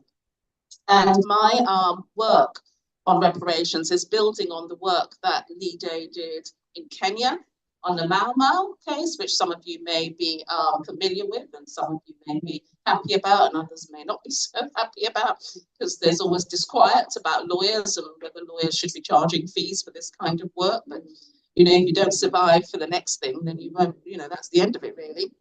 A lot of this work will be done by lawyers.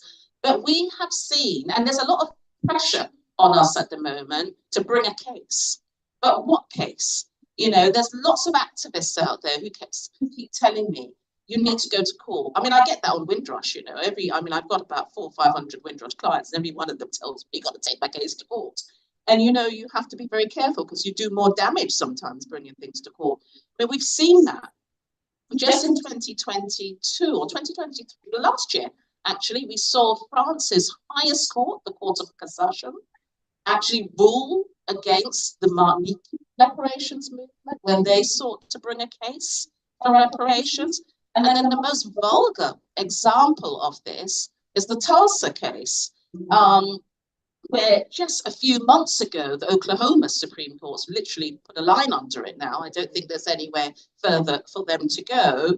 And you've still got people who are alive, who are victims of the Tulsa race massacre. So far less when we are going to go to courts filled with white judges, filled with their ability to be to use discretion, full of their ability to say, well, we can't open the floodgates here because, you know, who's going to pay?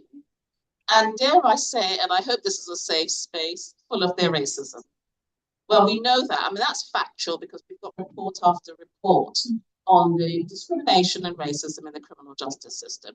So we cannot just pick up and go to court that easily. There are some things that are being done. You will be aware that most of the defendants, and I talk about the states here being defendants, so the nation states, including Britain, will say that chattel slavery was lawful. And the Jamaican government are bringing or seeking to bring a case to the Privy Council for a declaration that chattel slavery was unlawful or that it was absurd and so therefore couldn't be lawful and that law should be set aside. Now, what's interesting about that piece of work, in order to do that, they've got to petition the King, King Charles. And the view is it will be incredibly embarrassing for him not to allow, not because I think he cares about these issues, and I know he does say things that suggest that he cares, but I don't know what's really in his heart. He's got an entire establishment to protect and maintain the status quo. So whatever he says has to be posited against what's really going on and who really rules him. But they've got to petition him, and I think it's going to be very difficult for him not to give permission for that case to advance to the Privy Council. So that's something to look out for, because if you get that declaration, then it does move us somewhere further forward in this, you know, to get rid of this entire nonsense that chattel slavery was lawful. And there are lots of arguments as to why it couldn't possibly be. You will be aware that the distinction that's made to determine it as being lawful is that Africans were not human beings. You're aware of that, aren't you? They were chattel. So that's the sort of thing that we have to fight against. The other worrying development are the institutions. And, you know, it's interesting to hear what the Church of England's doing. And I'm glad that people like Charmaine is working with the Church of England because they bother me and disturb me no end, I have to say. I mean, just a couple of weeks ago, a case was lost where they took away a vicarage from a Black woman priest. She's lost her home. She's lost her livelihood. I have seen that case. I was in the Privy Council for it. Root and branch racism, how the Church of England fought, the hundreds of thousands they spent on that case. It was absolutely shocking. In the end, the Privy Council ruled on jurisdiction. They didn't have jurisdiction. But nevertheless, they still said, however, they would probably have ruled against her anyway. So these are the sorts of institutions that we are up against.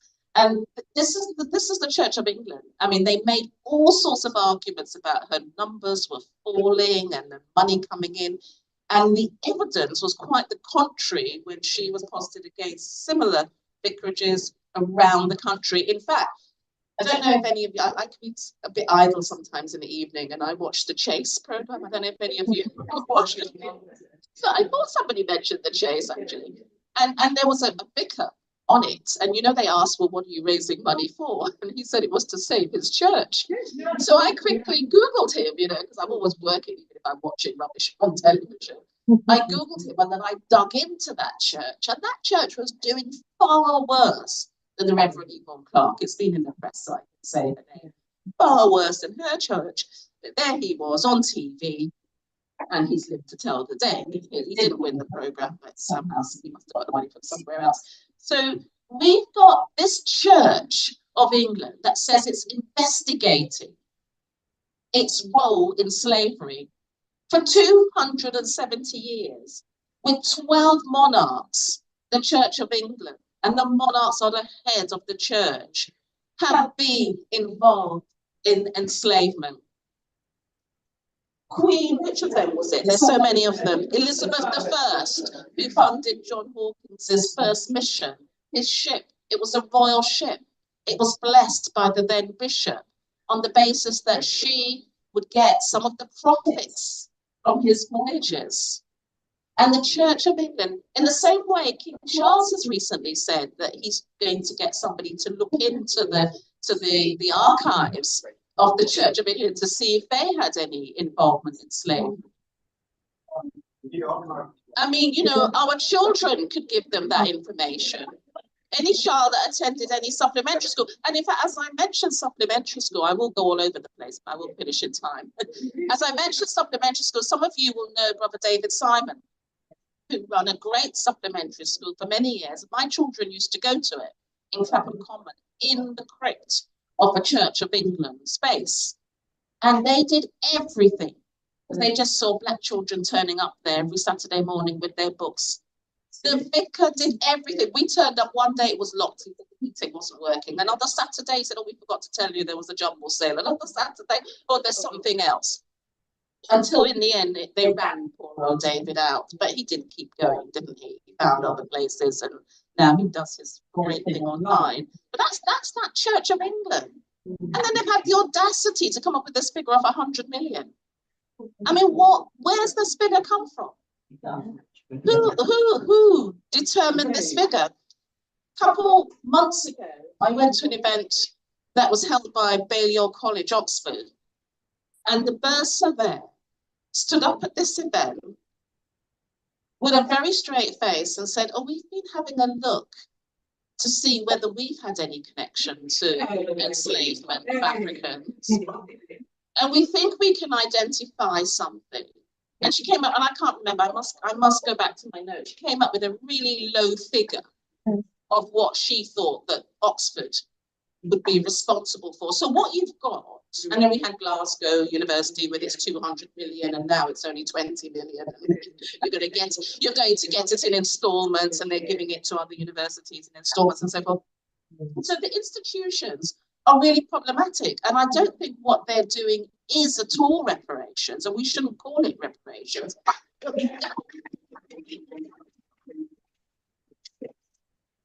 they want to and Charmaine used this really important term, capacity building, and I'm going to finish on capacity building, because I think we have a real problem with capacity in our community to deal with reparations well enough to be taken seriously in the way other communities are taken seriously when they demand reparations, like Jewish groups, Japanese groups, Korean women, etc. I don't think we are approaching it in a way that we are being taken seriously, and I think that's our job to do now. But and I forgot, oh yes, capacity building. Sorry, I did tell you I didn't prepare, did I? This money that's coming in, these hundreds of millions here and there from institutions, you know, the Bank of England did an exhibition and they've located some estates in Grenada, and, you know, they're talking to the Grenada government about some bits and pieces. I think all of that should only be regarded as capacity building. That money should come into the community to do work, or it should go into scholarship, or it should go into education. so that we can build the sophistication that is needed to make reparations happen. We need more scholarship. It's great to see that people are diving into the archives. We need much more of that. So much is hidden.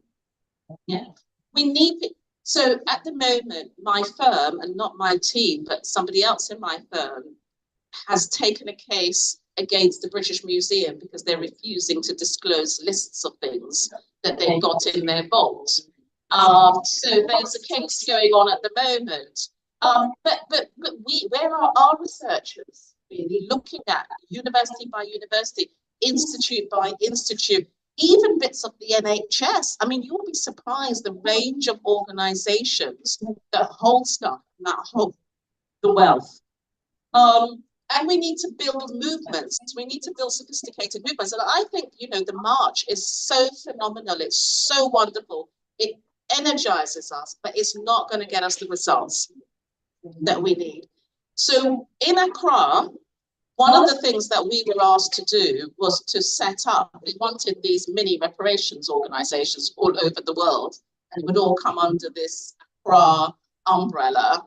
And it was going to be funded through either the international secretariat, and they would put real resources into it for scholarship, for research, for development, and so forth. But we've not heard anything more, have we? It's coming up to a year, and we've not. Although there's something's come out this week. I think they just want us back in guard, but I don't know how serious they are. But that is the level of organisation that's needed. So I'm just going to quickly look and see.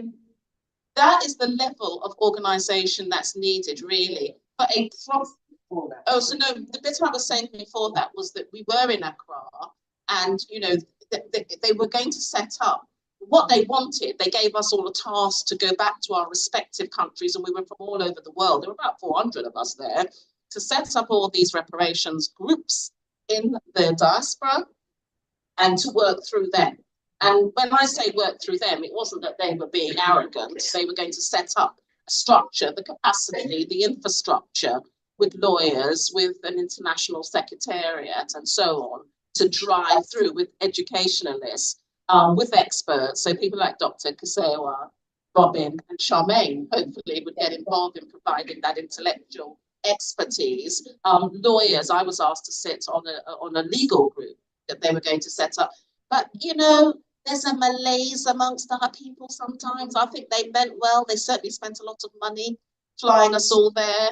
And really and truly, we've got to really pin them down to make this happen, because it's at that level that we will get governments and institutions to start taking us seriously.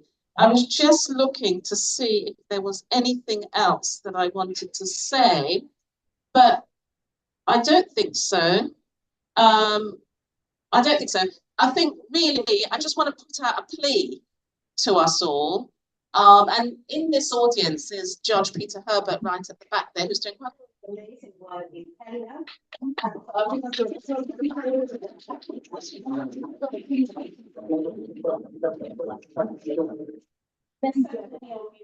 I don't think it's hard, is it? I think I'm quite loud. I don't know, I'm just practically to shut up. And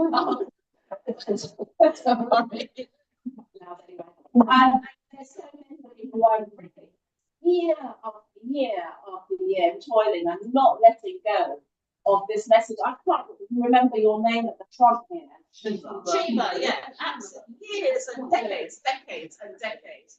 And now the time has come, because the only reason why the Church of England is doing anything, or the heirs, or the universities, or the banks, is because their time is up. That's right. Their time is up.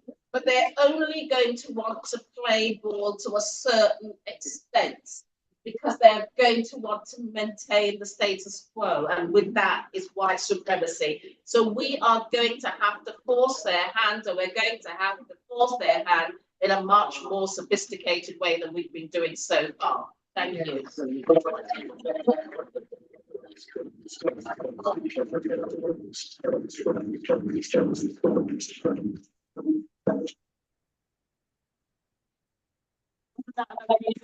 Speakers.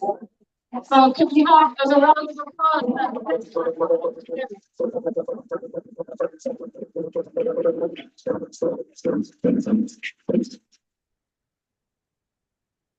So it's question time. We're running a bit behind time, and I'm sorry for anyone. I hope no one's, diabetic or anything that really needs to be. If you can have just a little bit more time for questions and answers, we will be going through the corridor and outside to get food, and then coming back into this hall here to eat.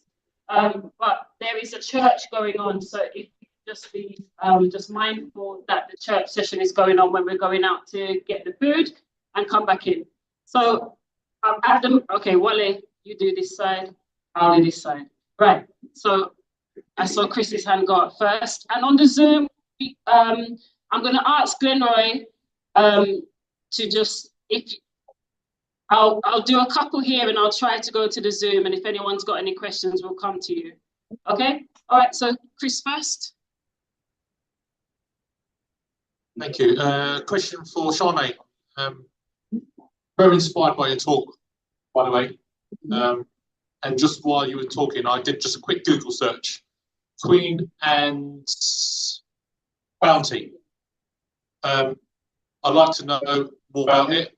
I saw a little bit online, but I wanted to ask you, through your research, what could you tell us, just to touch a little bit more on the Queen Anne's bounty and what you discovered from it? Okay, so, let me stand up. Okay, so my research hasn't specifically focused on Queen Anne's bounty, but what I know about Queen Anne's bounty, so you have Queen Anne, you've got the Church of England, churches all over the UK. Some churches have more income and revenue because of the parishioners giving donations. Some churches in very rural places not getting so much money. So you had a lot of Church of England staff basically pre-starving and living in abject poverty. She saw that and wanted to create a solution. So she created the Queen's Anne bounty as a way that they can actually then have a pot of money that they can use to keep them going. So she also invested in the South Sea Company that were heavily involved in the enslavement of African people to get revenue to create for this Queen Anne's bounty. That Queen Anne's bounty is still existing, and they're still getting lots of interest on these assets to this day. Yeah. For my research in the Church of England, they have a lot of money and a lot of wealth and assets as well. Yes. But that's the nature of organizations. It's all about sustainability. So what Sister was saying earlier as well, when people want to come to her and do cases, but they want to do the cases for free, she still needs to support her family. Reparation won't be free. There has to be a financial cost to keep sustainability. You have to be able to pay for venues, you have to pay for your time, your petrol. The money needs to be involved. And this is one of the reasons why I commit to learn about financial education, because you can't do anything about the money. And even though you have the passion and the heart to do things, but at the end of the day, if you can't eat or feed your family, that gets put to the side. So these are the things that we need to start thinking about. How can we pool our resources together? So if something happens and we want to have a community response, we can pool that resources together and take action. But we need resources to do that as well. We have a question here. I don't want to disrupt, but just because our president of our union is here, he was meant to do an address, but he's got to get going. Yeah. So if he can just say hi and bye. Yes, I'm sorry, Alex, I'm putting you on the spot now. Sorry. Yeah. Is this on? Yeah, it's here. Yes. So yeah, just really want to thank Mel and the organisers.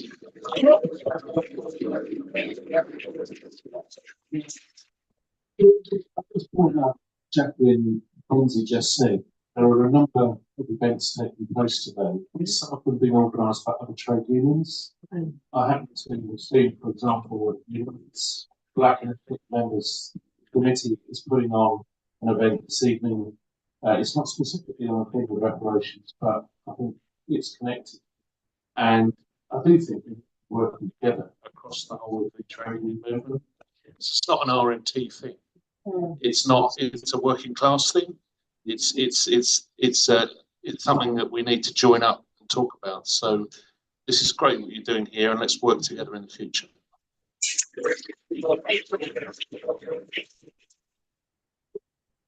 Greetings. I just wanted to say, firstly, that in response to the question about what does reparations mean, and what is the we, I'm not going to answer the question. I'm just going to quickly say, Robin Walker was one of my first, what I refer to as independent liberation teachers in 2006. I attended Robin's course for 30 years. I think it's important to say that because listening to Charmaine and listening to yourself, Jackie, I was really energized by what you had to say. It's evident, however, that there's a lot of us in the community that are referred to as reparations activists that have got a lot to bring to this as well.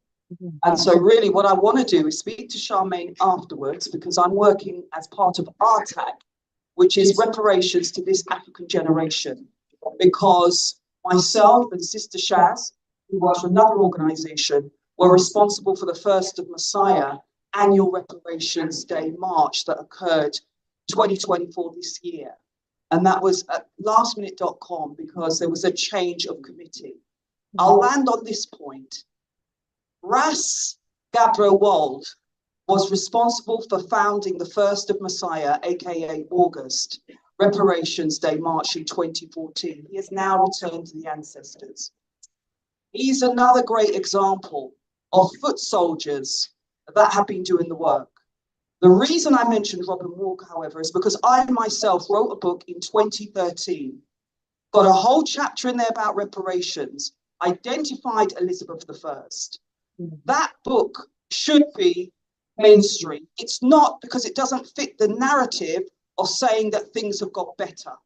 So when we're looking at how can we widen this scope of getting the message through, we need to look at all of the intellectual property that's already been out there for decades.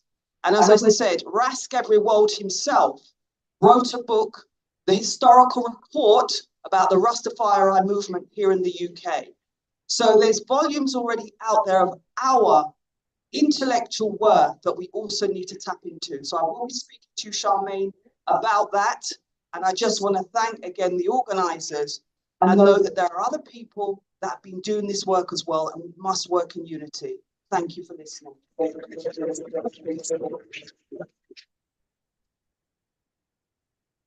Thank you. I just want to make a comment, not a question.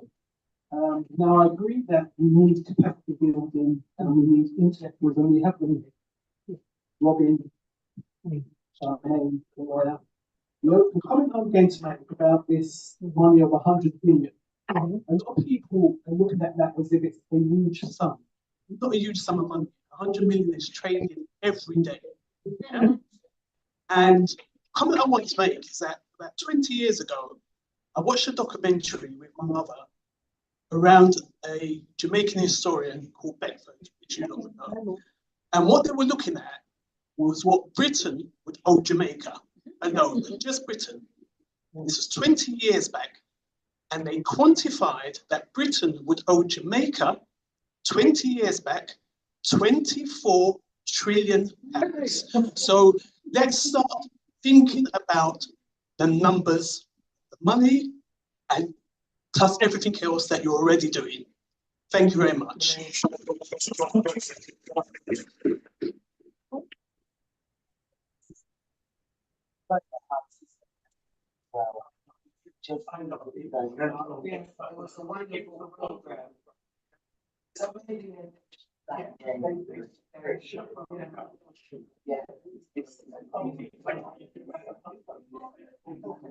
Greetings, Sister Shirley. Selassie. And I just wanted to ask, I don't know if I missed this, but what is it that they're calling the fund, the church? You said they're not giving a reparation. So what is it that they are naming it as? So Yeah, so thank you for that. So they're not calling it reparations. They don't see it as reparations. They are aware that 100 million. So the oversight group already said that 100 million is not enough. Yeah, they are very clear that 100 million is not enough. They know that it's not enough, but the thing is, this is my opinion. If we're going to demand more, we need to have our data and present a case why we want more. But the thing is, like what Sister was saying, we need to gather all of the research together, and present a case. We need to have enough people in our community that can go and present a case why we want more. That's where the research comes in. So we're telling that story and we have the data to back up, as they say, back our track. We need to be able to back the reason why we want more. But until we start doing the research, remember the church, like I said at the beginning, Church of England are not historians. They have not done all the research. They have not gone through all of their archives. They've recognized this and they're putting resources to go through the whole archive to look at the whole story and the full story. And then once that's been done, then we can say, you know what, we've done the research and our research says that 100 million is not enough. We want more. But we have to have the resources to say, so if we produce a whole body of work, and then we say, right, we want some more, then we've got a case to go back to them and say, we want more. And we have to do the research first. Yeah.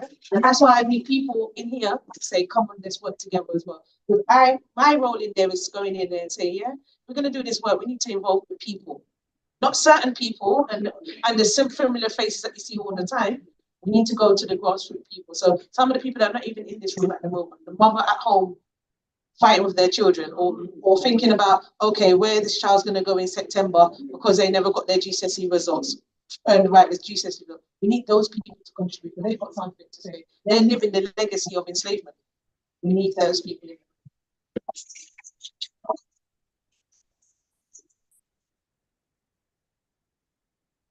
Family Groups panel. Sister Shes, I'm also National Trade Union Council President. Chair, you do have one hand up this is more on Zoom. Really. It's for the RMT. I just wanted to know that I have actually been pushing this through with my delegates, because we've got several different unions made up within the council. And I've actually put them on notice that we will be pushing this through, we will be supporting this, because I do believe that the RMT had actually put a motion through a few years ago at the Black Workers Conference. And it seems like the Trades Union Congress has not picked up on that. They have left it way on the wayside. So what we're going to do now, we are going to gather all our delegates and say, look, you need to be pushing this through your union, through your branches as well, so that it's actually not forgotten, because it's stolen labour. It is stolen labour, and this is what the trade union is about. Okay, about stolen labour. So we are going to fully affirm that we are going to push it through the unions. And I just wanted to say thanks to all those that was in Empress Judah, Brother Emmanuel, and all the rest of you that was helping out on the 1st of Messiah, because I tell you something, we only had 3 strongs, which were 3 weeks for you, for us to manage to try and put something together, and we actually did put it together. And family, give thanks.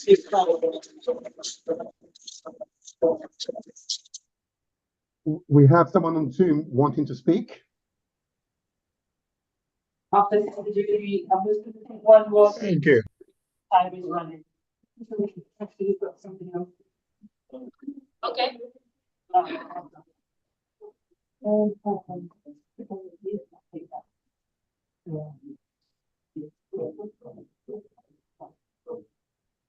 Okay, sorry.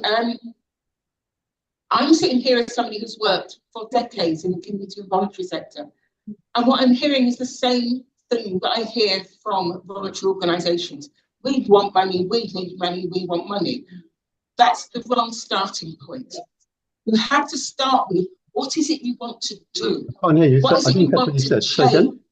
And once you've worked that out, you can then put a figure to it. Starting out by saying we want money will make people say it's too much, you can't have it.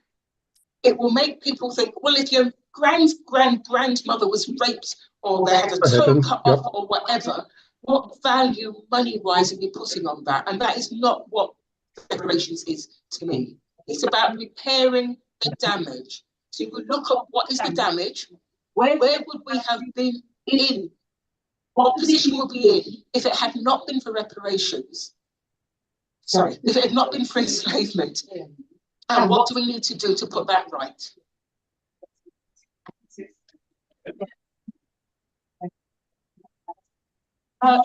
Thank you. Is there a question?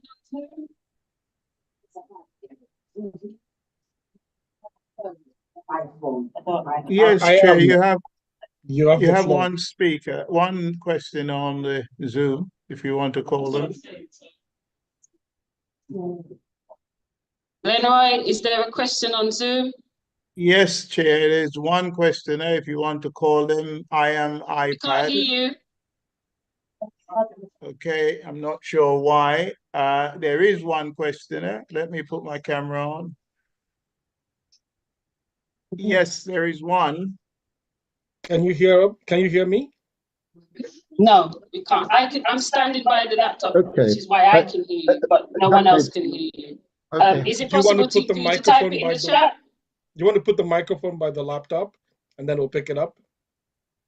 Is it possible for you to type the question in the chat, please? The person who asked the question is on the phone. If they try to type, it will take forever. Okay, can I ask my question then, please, family? Yeah, ask the question and I'll try and see if it can be relayed. Go ahead. Okay, thank you. So, yeah, go ahead, sis. Yes, Mr. iPhone, go ahead and we will relay your message because there's clearly not hearing it at the meeting. So go ahead, we can hear it on Zoom. Okay, may I speak? Yes, please. Can you hear okay, me? yes, so my question is So there's a question in the chat. Okay, from Garrick, any comments on the King Charles Royal Research? Any comments on the King Charles Royal Research? Okay, Mr. I am iPhone. They can't hear you, so they're proceeding. I did ask you to. Yeah, I was speaking, but then someone else was speaking. Can I make a second suggestion? Can you put it in the chat? And we'll see if we can get it read out, please. I'm not sure what's happening at the other end. If you need to find it. And I remember I was asked to do a piece of work to suggest places where they're going to, they're making a memorial, to suggest places where to put the memorial. And I don't think they liked my suggestion because I said Buckingham Palace. I said in some prominent places, I'm like, why are we going to do it in some off corner, behind some bush somewhere? Yeah, prominent places. Enslavement was there, live and kicking in your face. Yeah, when you go into London, you see it. When we take routes up to Liverpool, everywhere you look, there's the legacy of enslavement there. So if we're going to do it properly, we need to be brave in how we do it as well. So we can talk about places like Buckingham Palace and central places in central London, Parliament Square, right in the front door. Yeah, in the front, things like this, and have that conversation, and not just put in places where we can't see these things as well. So we have to be brave when we're suggesting these things, even though we know it's going to get shut down. But we have to be brave enough to put that up front as well, and then have that conversation. Okay, if we don't want it there, why not? Yeah.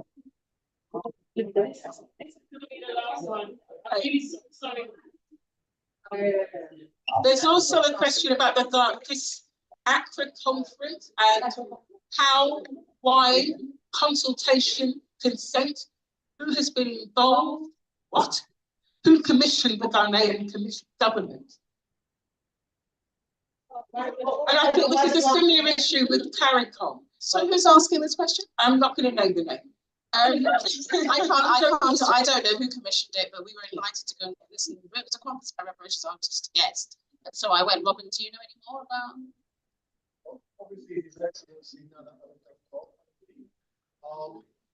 it was African governments primarily. So there were lots of presidents, vice presidents, prime ministers, that type of thing.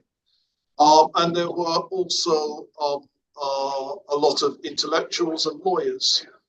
And the idea was to chew the fat for 3 days to make sure that there's historical opinions, political opinions, and legal opinions. There were also people such as the ruler of Barbados that beamed in, so on. So, and our sister Belle Ribeiro, Adi, represented for us. Thank you. This will be the last question. Yeah, it's not actually a question. I just wanted to say the archives at Kew Gardens are very, very useful. Has a lot to do with ionized history and the plantations, and it's a useful resource to do individual research as well as research around that time and around the different islands that I and I were taken to. I also want to say there are lots of different people in our community doing research, and it's about coming together and collaborating rather than individuals doing their thing in their little corner. Until we come together as one voice and collaborate in strength, the pirates are not really going to take us seriously.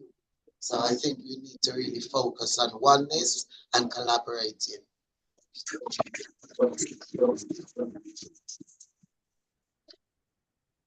Okay. I'm really sorry about Zoom. If at some point we can get some of those questions, we can you hear me? try and pass Can those you hear on me, Chair? later, but we can't hear you. We're gonna give the mic to or give Robin in front of us to do the stretch before we go and have something to eat. So everybody stands. Usual self. All right, so it's like this. Okay, to the left, like this. Okay, it's to the right, like this. It's to the back. It's to the front. Touch your toes. Right, thank you very much. Right,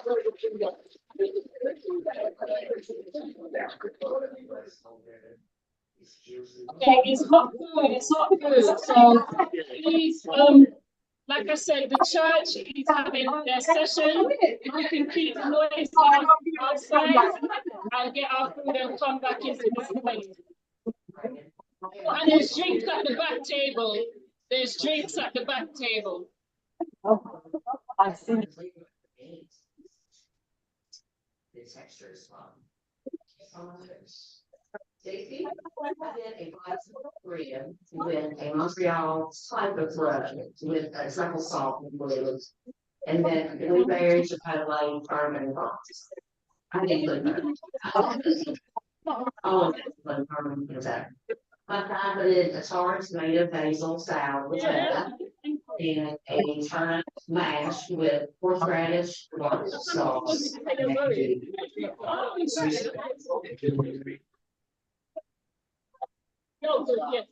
There's supposed to be space at the end of the next. You see that one? You see that one there? They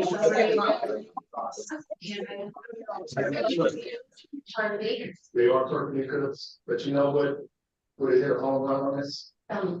We could have had some type of smoke on this. Type of wood. Yeah. It's just smoke game. So should I log off? So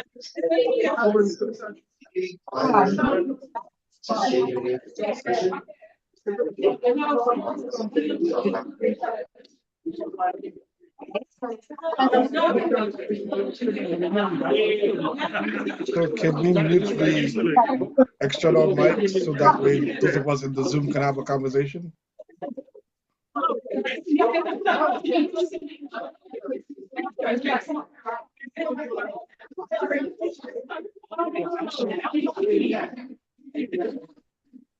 Okay, I think that's now the end of the transmission. They're now going to have food, and it has been a interesting and stimulating experience. And we look forward to the RMT conference next year. I'm sure that Paloma would like to say a few words in closing. Yeah, quick question, Martin, before that. Did we already have the breakout rooms?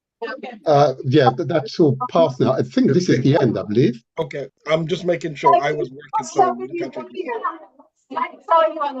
I'm glad, Martin, you remember that this was a RMT event.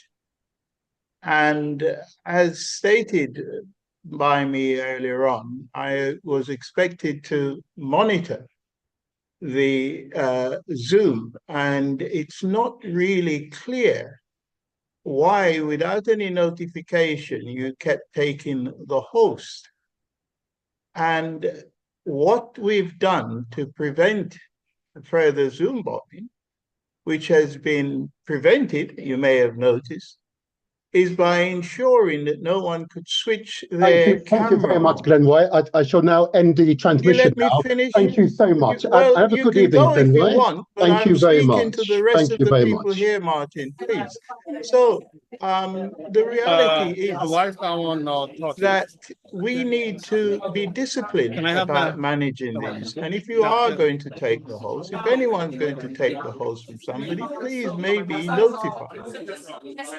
That would be very helpful. I'm now going to unlock, and anyone who wants to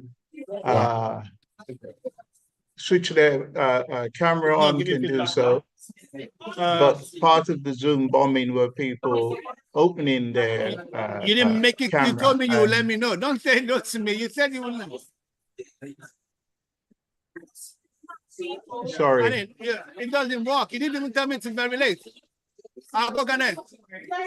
Where are you gonna get it? Where's the shop?